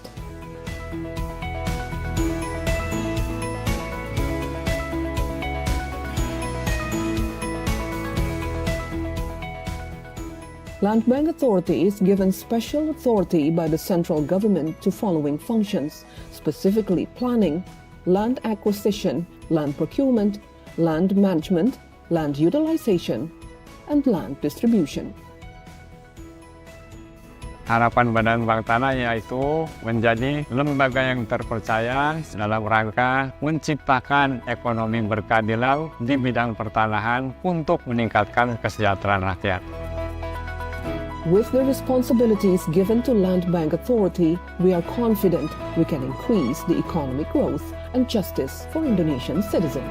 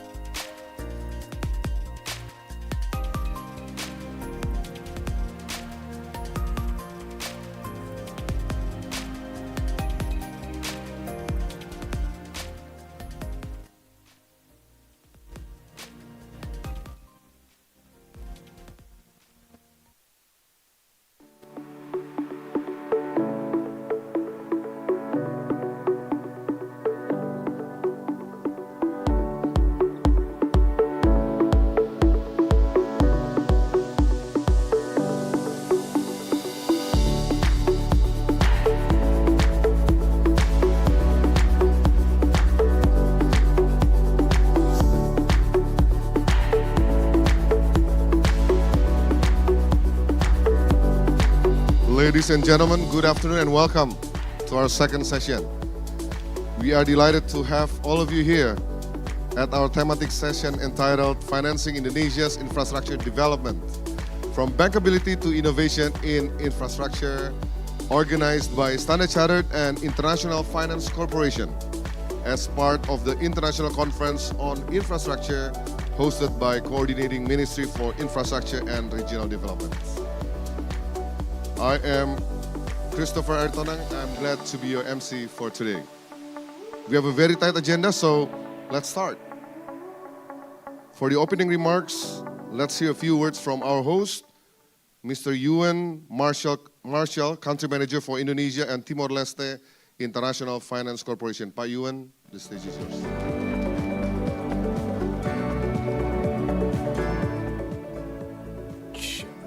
Selamat siang, selamat datang, and welcome back for those of you that were here for the first part of this double header. On behalf of IFC and in our partnership with Standard Chartered, I wanted to welcome you to this afternoon's session. I wanted to recognize Pak Doni Donosaputro, the OBE, CEO of Standard Chartered in Indonesia, and our distinguished panel. I'm going to keep my remarks very short. We have an excellent panel of practitioners, people who are making infrastructure investments. They're making these investments outside of Indonesia and inside to a degree, but could do more. And they're going to share their experiences around what makes projects work, from preparation all the way through financing. We heard the figure today, 2,000 trillion rupiah of need. We heard that 40% of that will need to be financed by the private sector. What I would also say is, this is a fundamental pivot and change for Indonesia. Over the last 5 to 10 years, the infrastructure investment that the country has made has been tremendous, but it has predominantly used the state balance sheets or state enterprises. So this is a policy change. This is moving the supertanker.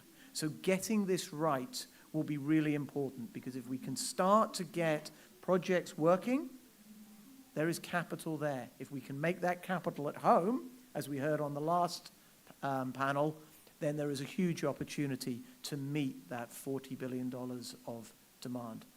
So after the panel, we will also, I think, be joined by the Coordinating Minister for Infrastructure, our host for this whole event. So there'll also be an opportunity to hear from him. But with that, I welcome you all, and I hope this will be part 2 of a very insightful conversation around financing infrastructure. Thank you. Thank you very much, Pak Yuan, for the welcoming remarks. Ladies and gentlemen, in today's panel, we have assembled several prominent experts to share their perspectives on structuring bankable infrastructure projects for investment and impact. Firstly, I would like to invite our moderator, Shobana Venkataraman, Chief Investment Officer, PPP Transaction, International Finance Corporation, to join on stage. I'd like to invite our esteemed speakers on stage. Steve Mersika, Regional Head, Infrastructure and Development Finance Group, ASEAN, Australia, and North Asia, Standard Chartered. Gabriel Ho, Managing Director, Macquarie Asset Management. Jackson Huang, Managing Director, I2 Capital. Mirta Sri Utami, Chief Financial Officer, Medco Power Indonesia. Last but not least, Khalid Salim, President Director, PT Arup Indonesia. Let's give a warm welcome to our panelists.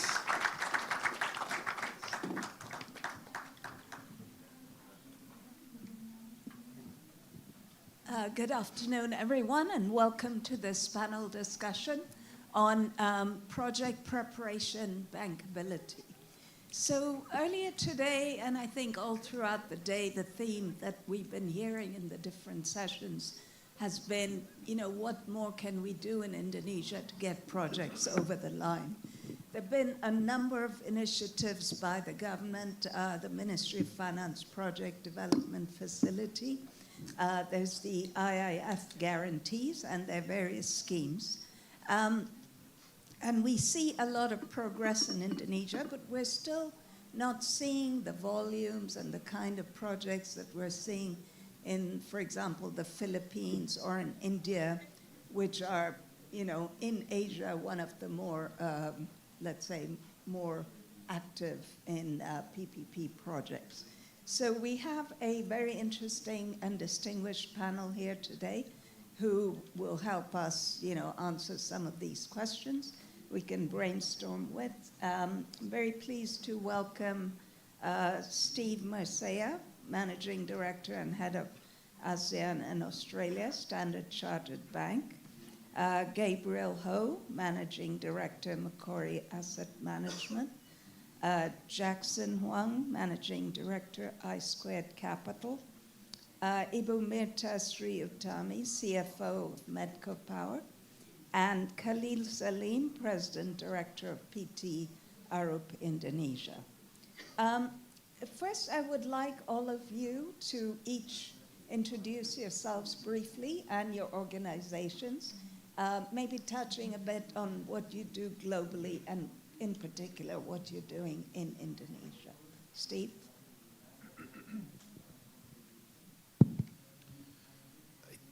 Good afternoon, everybody, and thanks. I was going to say thanks to Standard Chartered for the invite, but it's great to see such an audience and such participation. So thanks, obviously, to all the panelists here. So Steve Mercia, I'm based out in Singapore. I manage with the team the bank's portfolio and new projects across ASEAN, North Asia, and Australia. For infrastructure and development finance, so essentially project financing, both on the advisory and on the debt side. Been with the bank for the last 20 years, for the last 9 in Singapore, focusing on the ASEAN markets. As you can tell, of course, Standard Chartered Indonesia is a very visible financial institution, and we are trying to put our money where our mouth is in terms of promoting, and not just promoting, but also deploying capital in the infrastructure sector. If you look at, for example, very recently, we did fund another floating solar project in Indonesia itself, which is, whilst might not be the largest megawatt capacity, but it is still a very strong statement of intent of where we want to deploy capital. Globally, obviously, the bank is very engaged across the sector, so we have very well publicly stated ambitions across sustainability front in deploying billions of dollars of capital within the sector, so not just on sustainability, but on the broader infrastructure. So yes, it's a pleasure to be discussing Indonesia. I think it's a market where we have a lot of focus on, and keen to see how we can discuss and sort of bring up some ideas further with the panel today.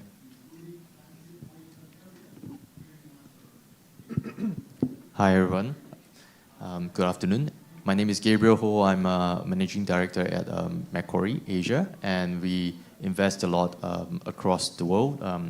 Currently, Macquarie is one of the largest, I think probably the largest infrastructure investor and asset manager in the world. We manage about close to $200 billion of EUM, mainly in real assets, which is infrastructure mainly. And out of Asia Pacific, I'm part of the flagship fund, which focuses on infrastructure investments. We are raising a new fund right now, and we've been investing quite a fair bit across core plus. I focus on Southeast Asia and a little bit of the core plus across APAC, in charge of the data center portfolio in North Asia. But within Southeast Asia, Indo is a very key market, if not the most key markets for us. We've invested, happy to say we've deployed almost $1 billion into a digital infra in Indonesia. Through one of the key investments is Bersama Group, which is a number 2 telco tower operator with some fiber and data center platform as well. Myself, I'm very bullish and excited about Indonesia since a long time ago. Invested here since 2010.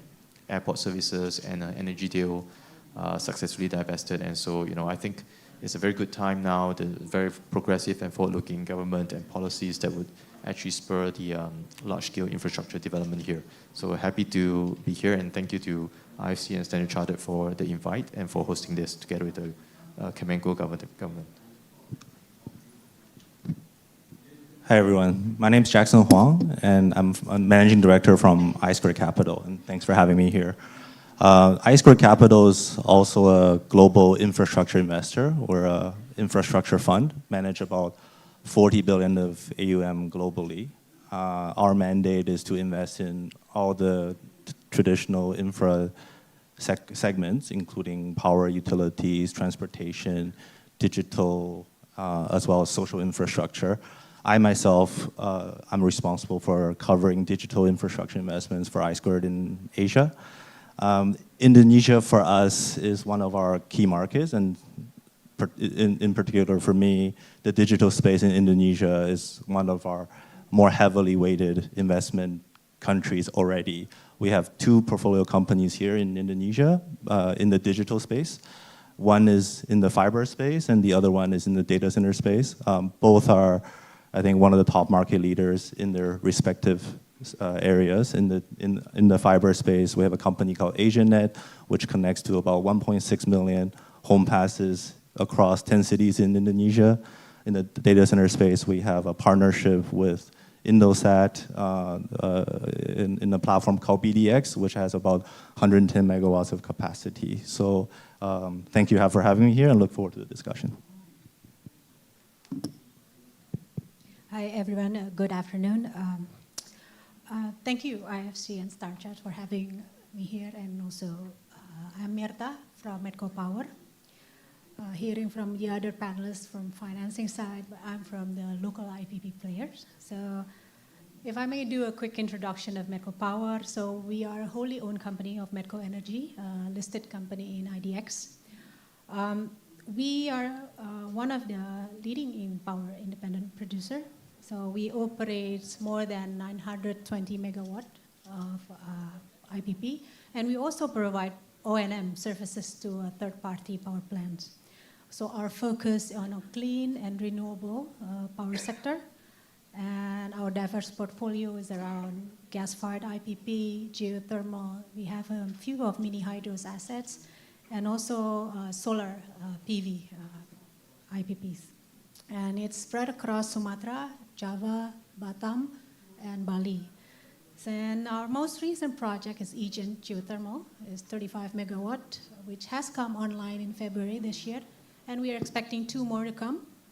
Bali, solar PV, 25 megawatt peak, and another one in Batam, converting a simple cycle engine into combined cycle, which help to reduce waste heat into, turning waste heat into energy. So I'm glad to be here. Hope we can also share from the private sector of IPP player.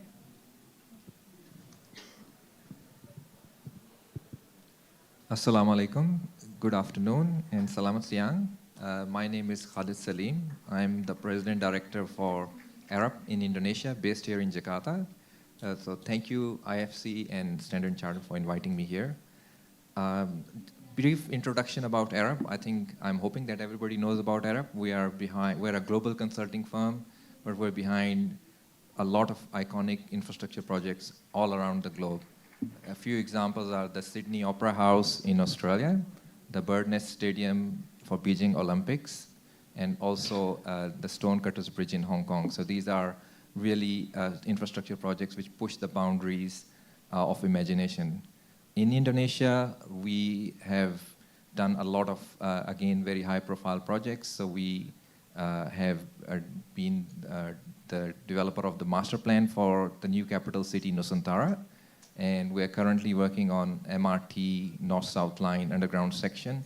And we are also the designers for the Menara Astra, one of the tall buildings here in CBD. So I think the only other thing I would like to say about my introduction is I'm an engineer.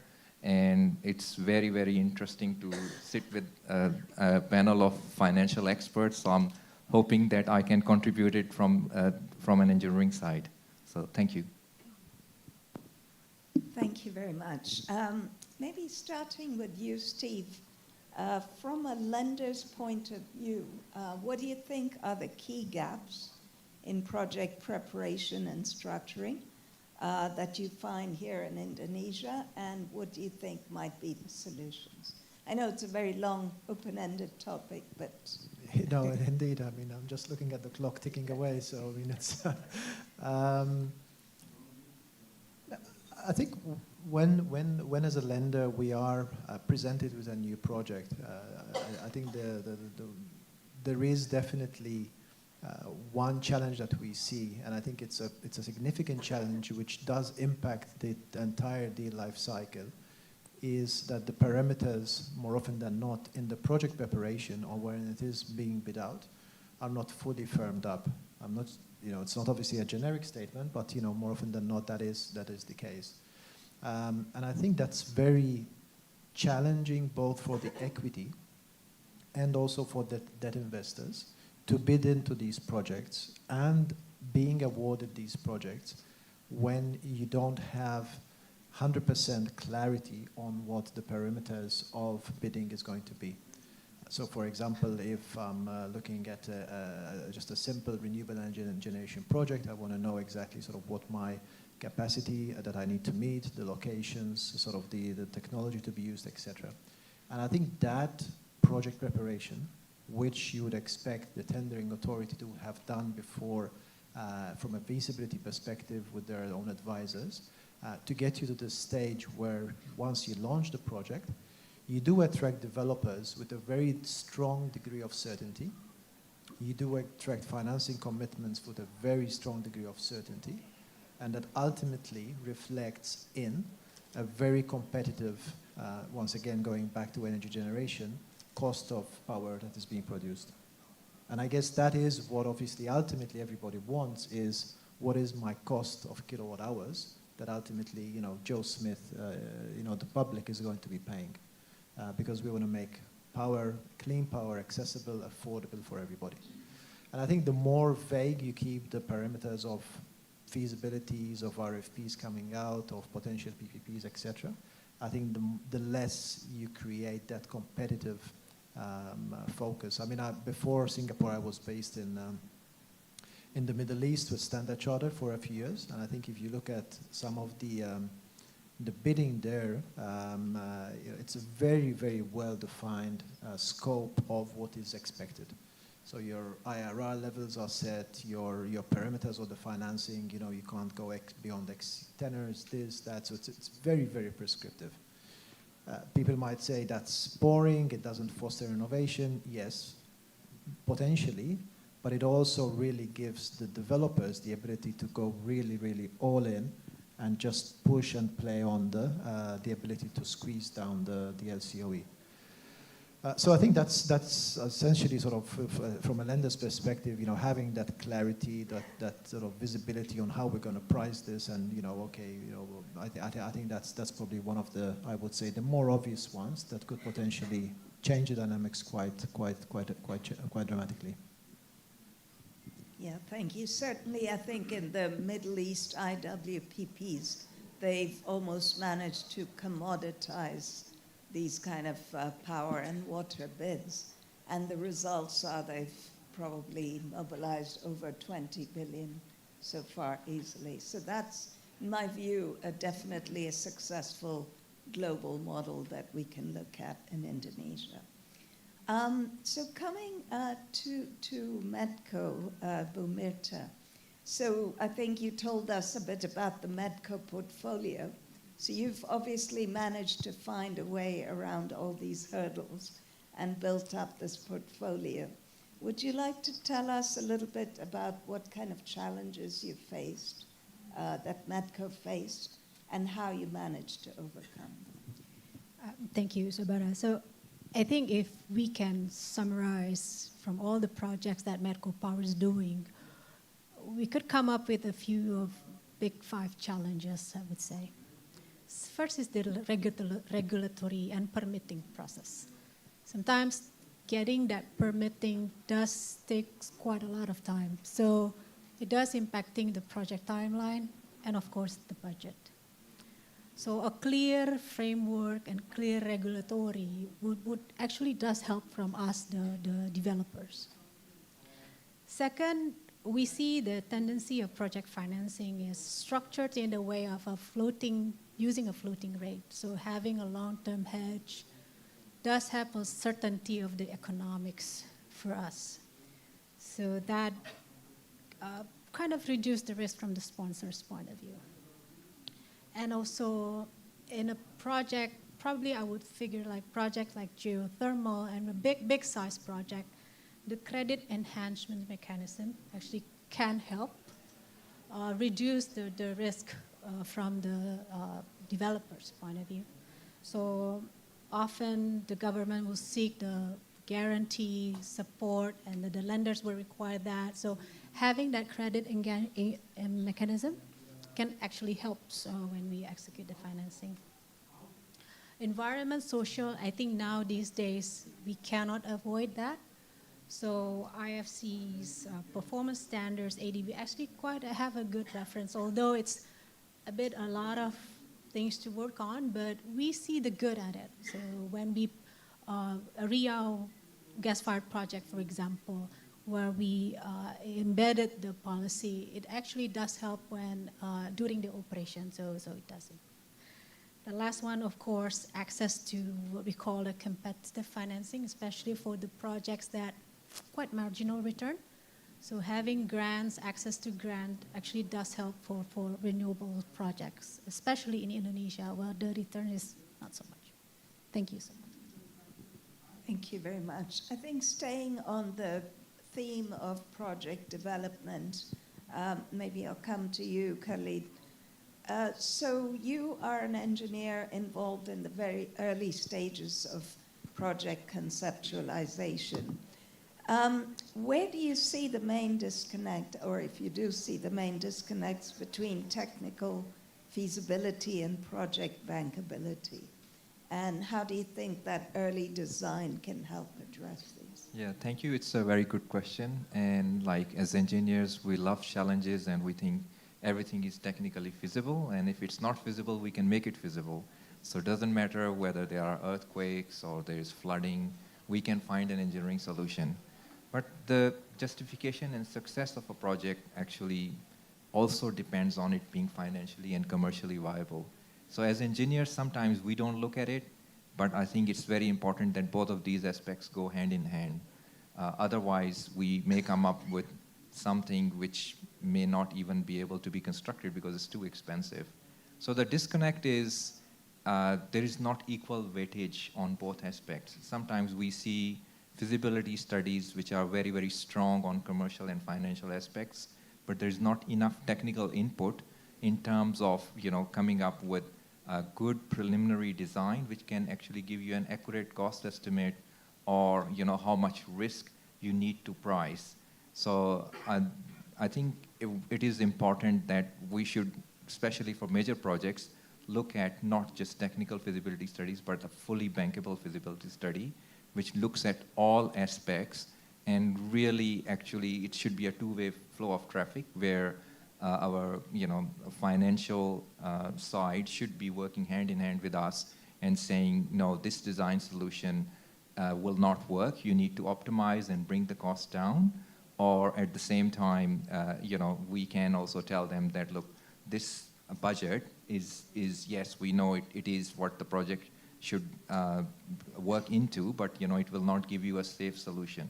So the disconnect is, I think we work in isolation, and I think we need to find a better way of working together, both the commercial and financial side and the technical side, to make sure that the projects are not only able to be built technically and are feasible technically, but also make sense from a commercial and financial perspective.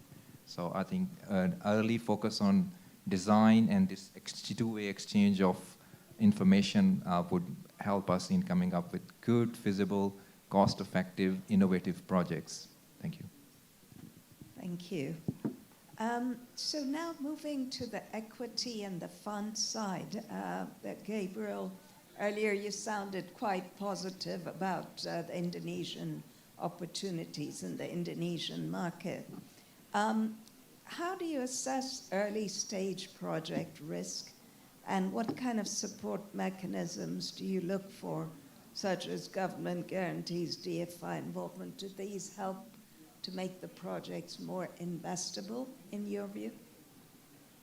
Right, actually, I think basically for infra funds, we look for very stable, long-term contracted cash flows and visibility. So first of all, the macroeconomic environment must be stable enough. Number two, the contracts, the visibility, the clarity, and also the consistency of the policies and the tariff rates, for example, for certain contracts have to be stable. Number two, when we talk about certain areas or assets where there may be technology risk, data centers, for example, we like to have a bit more visibility. Number three would be licenses, as well as the market condition, the landscape. Are there going to be more licenses given out? Is there going to be continuity of the policies after each term or change of government? And then you have the other smaller or the more less macro factors such as management teams, execution track record, and of course what we like to see in terms of the entire liquidity and the banking landscape. We get structured solutions that can help us to make the investments more viable. So when we assess early stage projects, I think there are always the risk. There are always this chicken and egg problem, whether it's in terms of data center rollouts, which is going to get bigger and larger, and more and more of the customers are going to be a lot more difficult to negotiate with, because there are maybe 20 platforms chasing 4 or 5 hyperscalers, and so you have to end up building the core and shell, spending a large amount of capex before you can actually get a contract. So I think that's where the DFIs, the banks, and the governments will have to work together to make it viable for funds, where you have certainty of approval, certainty of power, electricity, water, and the land as well. And then if you talk about, say, renewables, solar, floating solar, to start upfront capex is usually where we need to find the bridge the gap, and we'll have to figure out, how we're going to work together with good DFIs like IFC, as well as the banks to structure solutions. And maybe if I can just add a point to Ibu Mirta's point just now on clarity on interest rates, I think there's also certain shifts in the lending rates locally, from JIBOR to Indonesia, which is the overnight index rate. So that average rate, right? So there's a little bit of a gap there as we transition from one JIBOR regime to the Indonesia regime, and hedging solutions are not so available. So we have to be a bit more creative in terms of structuring products so that we can actually have visibility into our returns and the loan profile as well. Thank you. So Jackson, I think I² is also quite active. So when you reflect on your experience in Indonesia and the region, what factors do you think make some projects easier to execute than others? Which sectors, which project specific? Yeah, absolutely. I think a lot of good points already been covered by many of the panelists, but I think it's also very meaningful, and it's a good thing that a lot of these points are common, right? When you're hearing it from different institutions and different panelists, so it reinforces many of the same points. So look, for us, we've been in this market.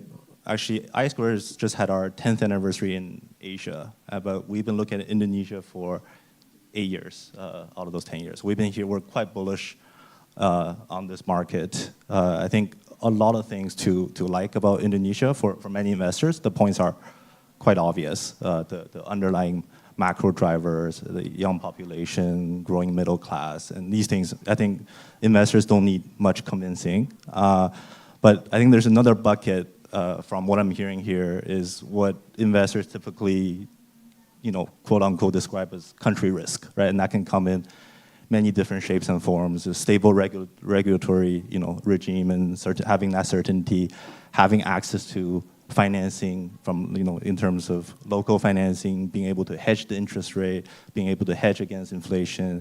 Also on the FX side, right, being able to hedge the FX risk for a US dollar return fund.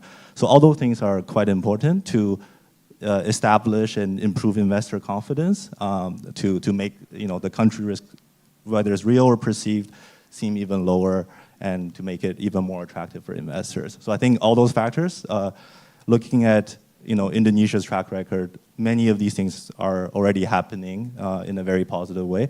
But I think it's about building that consistency in that track record that will build more and more investor confidence over time. Yeah. Thank you. We have just a couple of minutes left, and while I have many more questions for all of you, we'll give the opportunity to the audience to ask any questions of our panelists.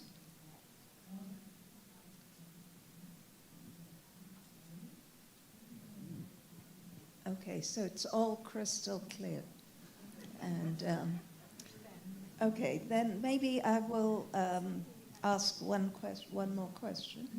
Oh, I'm sorry. Yes, please go ahead.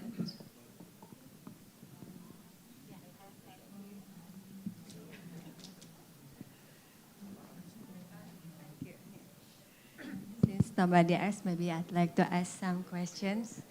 My name is Irawati Hermawan. I'm a lawyer from Hermawan Juniarto and Partners Law Firm. We are specializing in infrastructure. So for the last 10 years, we transacted for more than 8 billion US. So just to encourage that actually PPP in Indonesia is happening. So just want to ask, because when we prepare the project, so we struggle to ensure that the project will be successful, attract investors, attract financiers. So maybe I'd like to have one more clue, because we know that the certainty has to be there, but is there any other key component that can make the project more attractive to investors or to financiers? Thank you.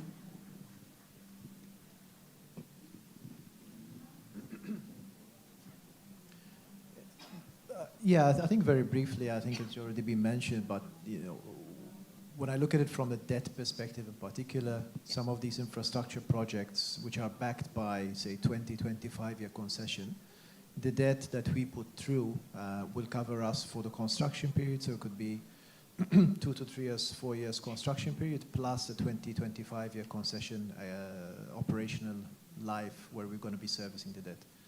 So it's a very long-term view of, country risk was raised, reg risk. I think lenders, equity can take a view on the technical parameters of the project. So I don't think anybody is asking the government to step in or the authorities to step in and take that risk, because that's the risk that we would take operationally and during construction. But it's the long-term stability. Once you put debt out there for 15, 20 years, without, like from a commercial lender perspective, we could be putting long-term debt at significant volume without any credit enhancements in Indonesia, because it's obviously investment-grade country. You need to have that comfort, that trust, that the political sort of stability is there. I think that's absolutely fundamental in actually attracting investors, I guess, both on the equity and on the debt side, no? Yeah, maybe we will be spending a lot of time talking about our returns targets and profile, but beyond that, because it's organized by the coordinating ministry, so we're going to say something that everybody likes to hear, which is once you make the project bankable, viable for investors, you have a minimum target return, and then basically beyond that, actually for myself and also for the audience, I think we would like to have longer term partnership and investment into the country. Coming from Singapore, and Macquarie from Australia, we are very close neighbors as well. This investment could give you a good 10%, 20%, 30% IRR, but at the end of the day, it should be the platform to do more in Indonesia, to build more infrastructure, and to also to have a longer term partnership whereby this entry, for example, into a digital infrastructure should be not just into a telco infrastructure, but following up, fiber, other telco services, digital services, data centers, which is always evolving, and the partnership will be long-term, because that will be where the general direction, once you build a good infrastructure platform or infrastructure in Indonesia, GDP growth will follow, and everything will just grow, and the economies will benefit as well. I think just maybe quickly one more point to add is one idea is I think it's something that has a very established model and track record. There will be many interested investors, right, for obvious reasons. But if it's something that's quite new, a framework that hasn't been tested before, I think that's where you would see some resistance. But I think one idea is if you can maybe break up the project into smaller pieces, right, have a proof of concept, have somebody test, put limited capital at risk and build that track record slowly to see if it works, then that will gradually build investor confidence over time to do something much bigger. Probably to add to that, I would agree to the point that for us, in our experience, building up projects rather than doing it in a big scale, doing it in phases, it actually does help improving the lesson learned throughout the project. So it helps us managing the risk as well. I hope that answers. So from a technical perspective, I think what we would like to see is clear policy about these types of projects, also knowledge transfer to the implementing agencies, but also the private sector locally, for example, to make sure that they understand how these projects work. And standards and guidelines, I think if we have to do a feasibility study, for example, what needs to be produced, to what level of detail, and as we were saying earlier, the early design and concept is, to what level that needs to be developed, that does have an impact on the cost as well. So, yeah, I think all of this policy, knowledge, and guidelines are important because that could minimize delays and frustrations which sometimes happen. Thank you. Thank you very much. I'm afraid we have to end it here. Thank you all for the very interesting discussion. I mean, just a 10-second wrap-up would be that, yes, there are challenges, but there's always, good way forward. Indonesia is a very important market for most of the institutions we have talked to today. And, the future looks bright. Thank you very much, everyone.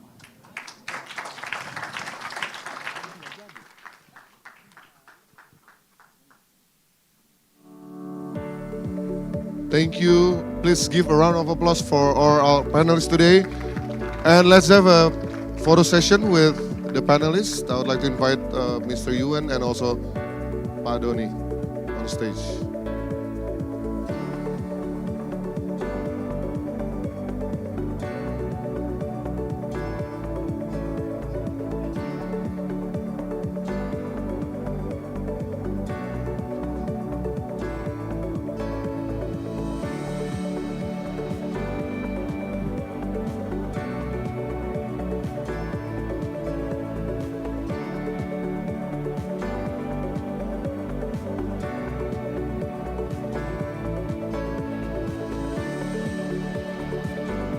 Baik.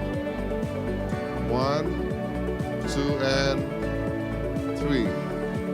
Seven, another 1. 1, 2, and 3. Thank you very much.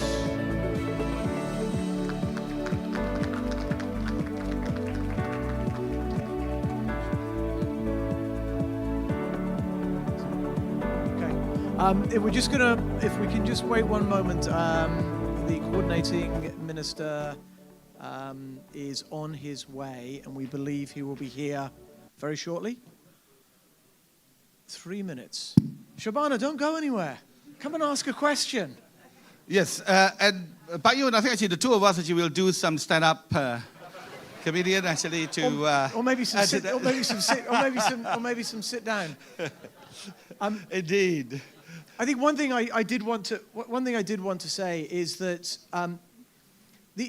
these are really important conversations, and certainly I think the tenor of the discussion this afternoon, the tenor of the discussion this morning, suggests that we maybe are entering a new era in Indonesia, and I think that this whole event sort of signals hopefully a change, and that what we're going to see is the confidence of some of our speakers maybe very valid, and we're going to move forward.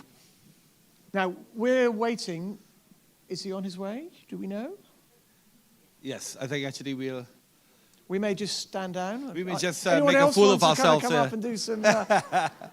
But I think just to add actually to what you had mentioned, I think this is really, this whole entire ICI, many of you actually who are in the infrastructure sector, real infrastructure players, and of course us, the financiers, this has been a welcome, sort of a fresh sort of air, if you will, because I think we need to see this acceleration of the infrastructure building in Indonesia.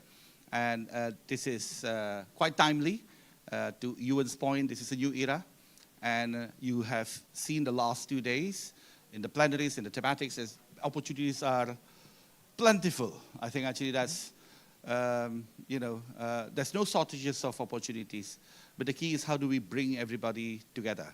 For us, the financial side, I think we're very thirsty to do financing. And I think many of you here, I've seen actually all the faces actually from the whether multilateral development institutions or private capital institutions. I mean, we all want actually to get a piece of that financing, right? But how do we bring everybody together? I think that's really actually great to hear the coordinating minister then, sort of set the tone about what's, sort of lay ahead of us in the near term. We talk about public-private partnerships, and I think sometimes that can distract us because it becomes a very formulaic, specific engagement. And this is about public-private collaboration. And how do you bring different actors together across the value chain? And I think one of the points that was made, I think, Steve, you made the point, is it starts really early. And it starts in really good design. And get that design right, and then hold your course.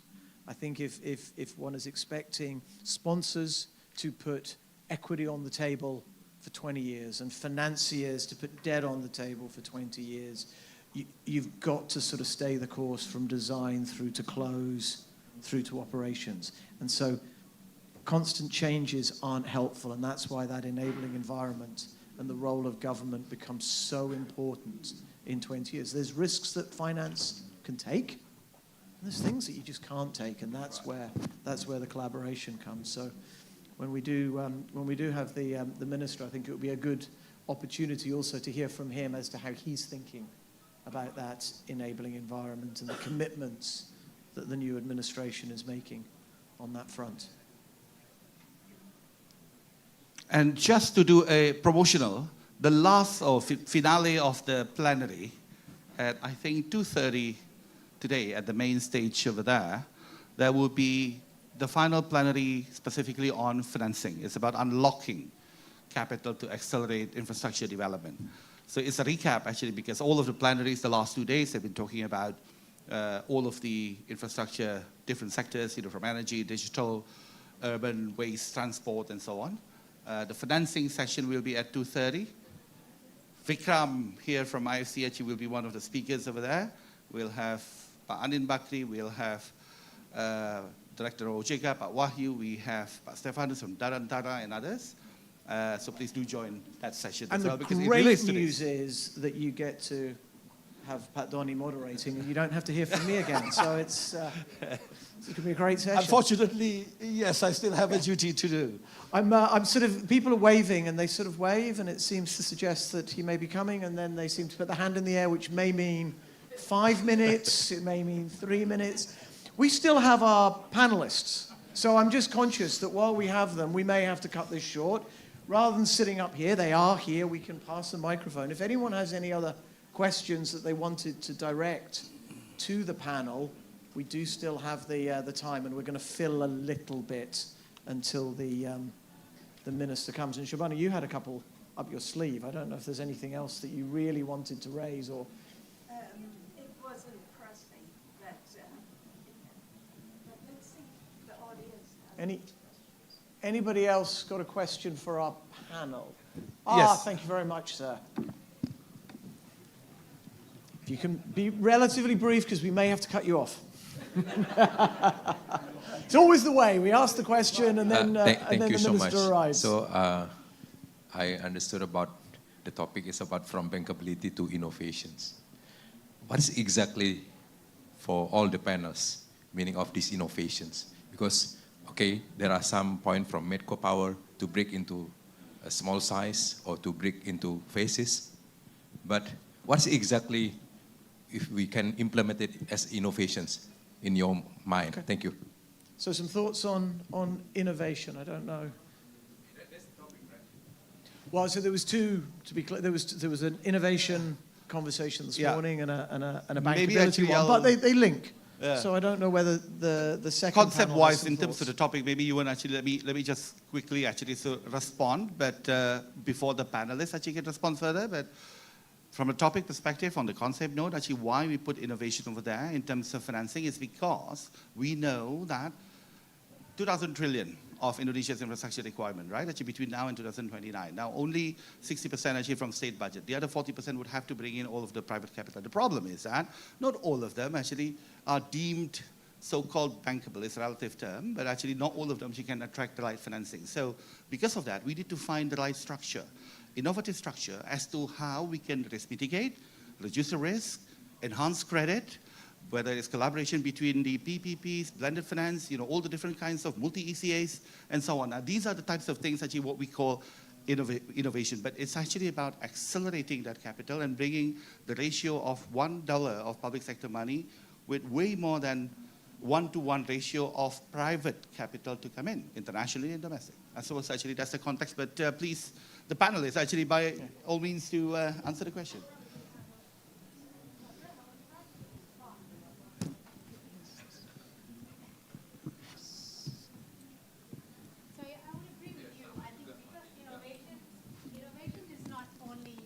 About technology, right? High tech is not always about that, but how we can always innovate for type of the financing, right? The blended, how we can blend it in a way so it can be efficient, having grants, for example. So that actually does for us, the producer, the developer, helps in terms of accelerating project that initially was marginal, for example, and turning it out into executable projects. So I think that's the way I would look at the themes and how we can link actually from the financing to innovation. Thank you. Just a quick one from the financing side as well. I mean, it's more sort of Asian focused, but we've been helping a platform, Bayfront, which is part of the Clifford Capital structure, in securitizing through a CLO various project finance transactions. And these are global. And essentially what that does is it takes exposures from banks, securitizes them, and then ships them out to private investors. And I think that really sort of focuses the capital where it is probably understood most. So you'd have commercial banks, DFIs, for example, like us, financing the construction phase and then flipping that out once it reaches operations into the capital markets. Now, there's no reason why something like that couldn't be just done on an Indonesia type sort of style CLO. So you could have different asset classes, digital, water, energy, etc., and then just having an Indonesia infrastructure CLO. And what that would do is sort of it would allow banks to recycle the capital, to bring in private investors, and to enable the banks, the DFIs, etc., to then recycle the capital into new projects. So that is probably something like an innovation. Okay, we're not reinventing the wheel, don't get me wrong, but it's something that can be adapted specifically for this market.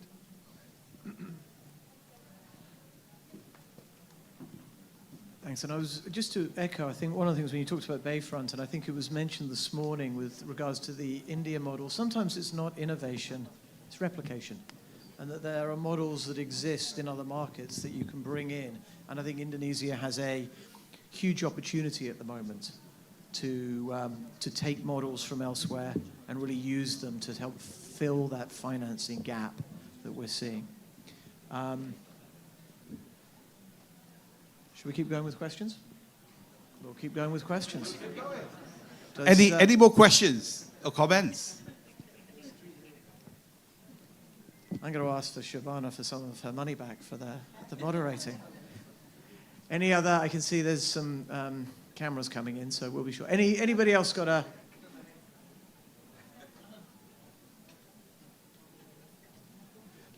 let me ask a question then of the panel, if I can. What's perhaps the biggest challenge that you face at the moment as you start thinking about either financing or project development or the in Indonesia? If you would sort of capture it very short and sort of pithy, what's the one thing, I suppose, that keeps you awake? And you may not have to answer this, by the way. In fact, I don't think you will. Pat Donnie's going to answer it for you.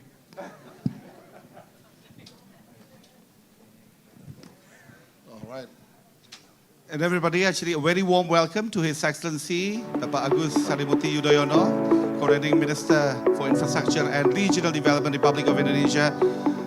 Your Excellency, Pak Menko, a very warm welcome to our thematic sessions on financing, hosted by IFC and Standard Chartered. Welcome, Pak.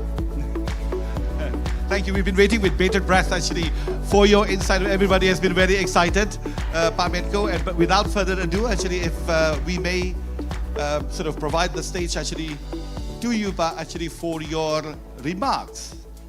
Thank you.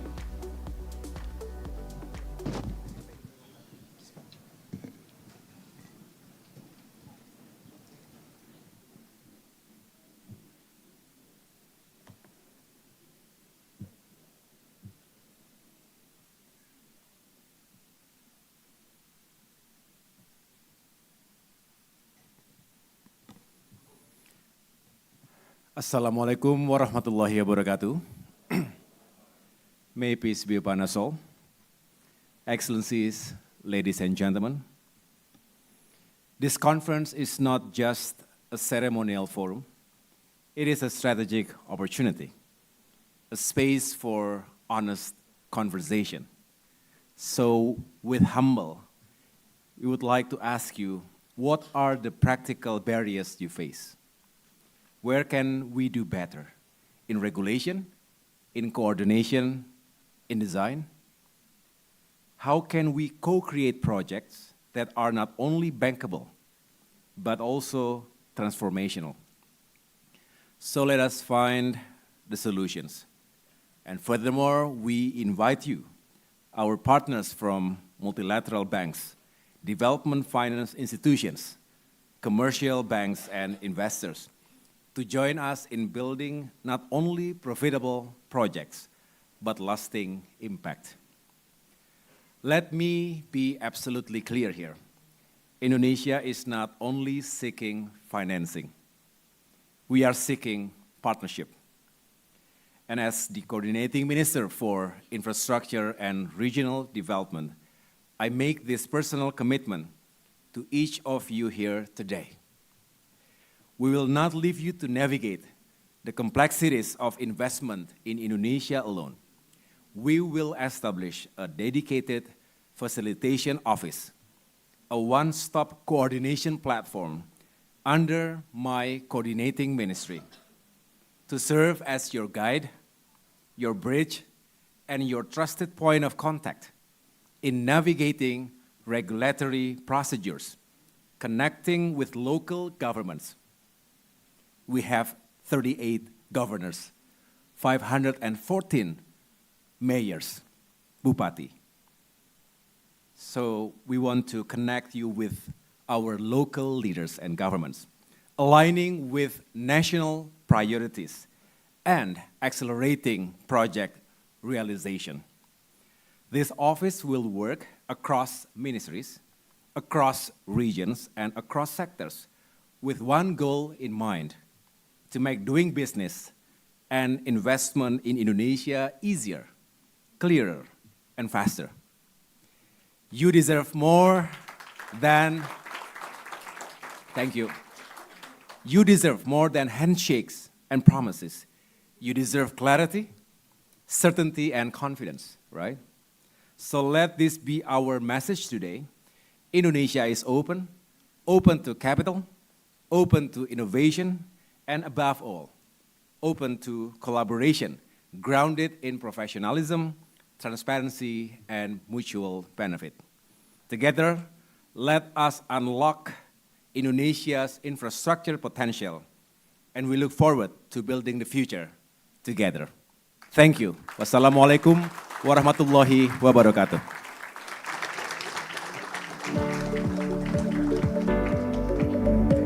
Thank you very much, Pak Menkoahy. Would like to ask you to remain on stage for a photo session. Just a quick one, Pak Menko, with Pak Doni and Mr. Yuan. Do we have Bapak Iftitah Sulaiman Suryanegara, Pak Minister?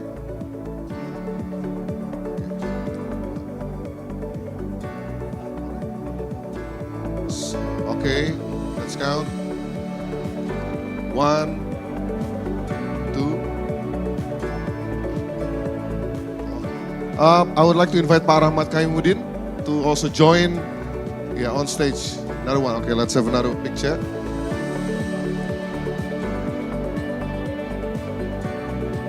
Okay, 1, 2, and 3. Another one. 1, 2, and 3. All right, thank you very much. Pak Menkoahy, thank you very much, Pak.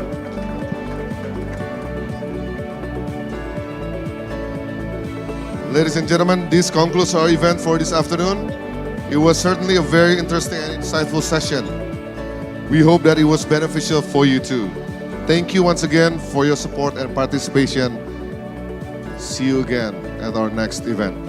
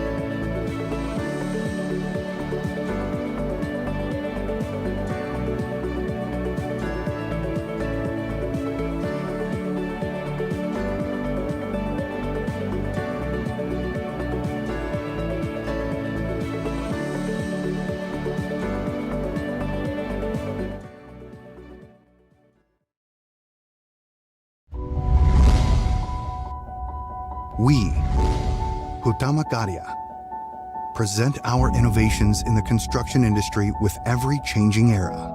Supported by the professionals in their fields, the latest construction technology operation techniques. We commit to generate best outcomes, aiming to deliver an equitable distribution of beneficial infrastructure for the entire country and build a bright future for our civilization.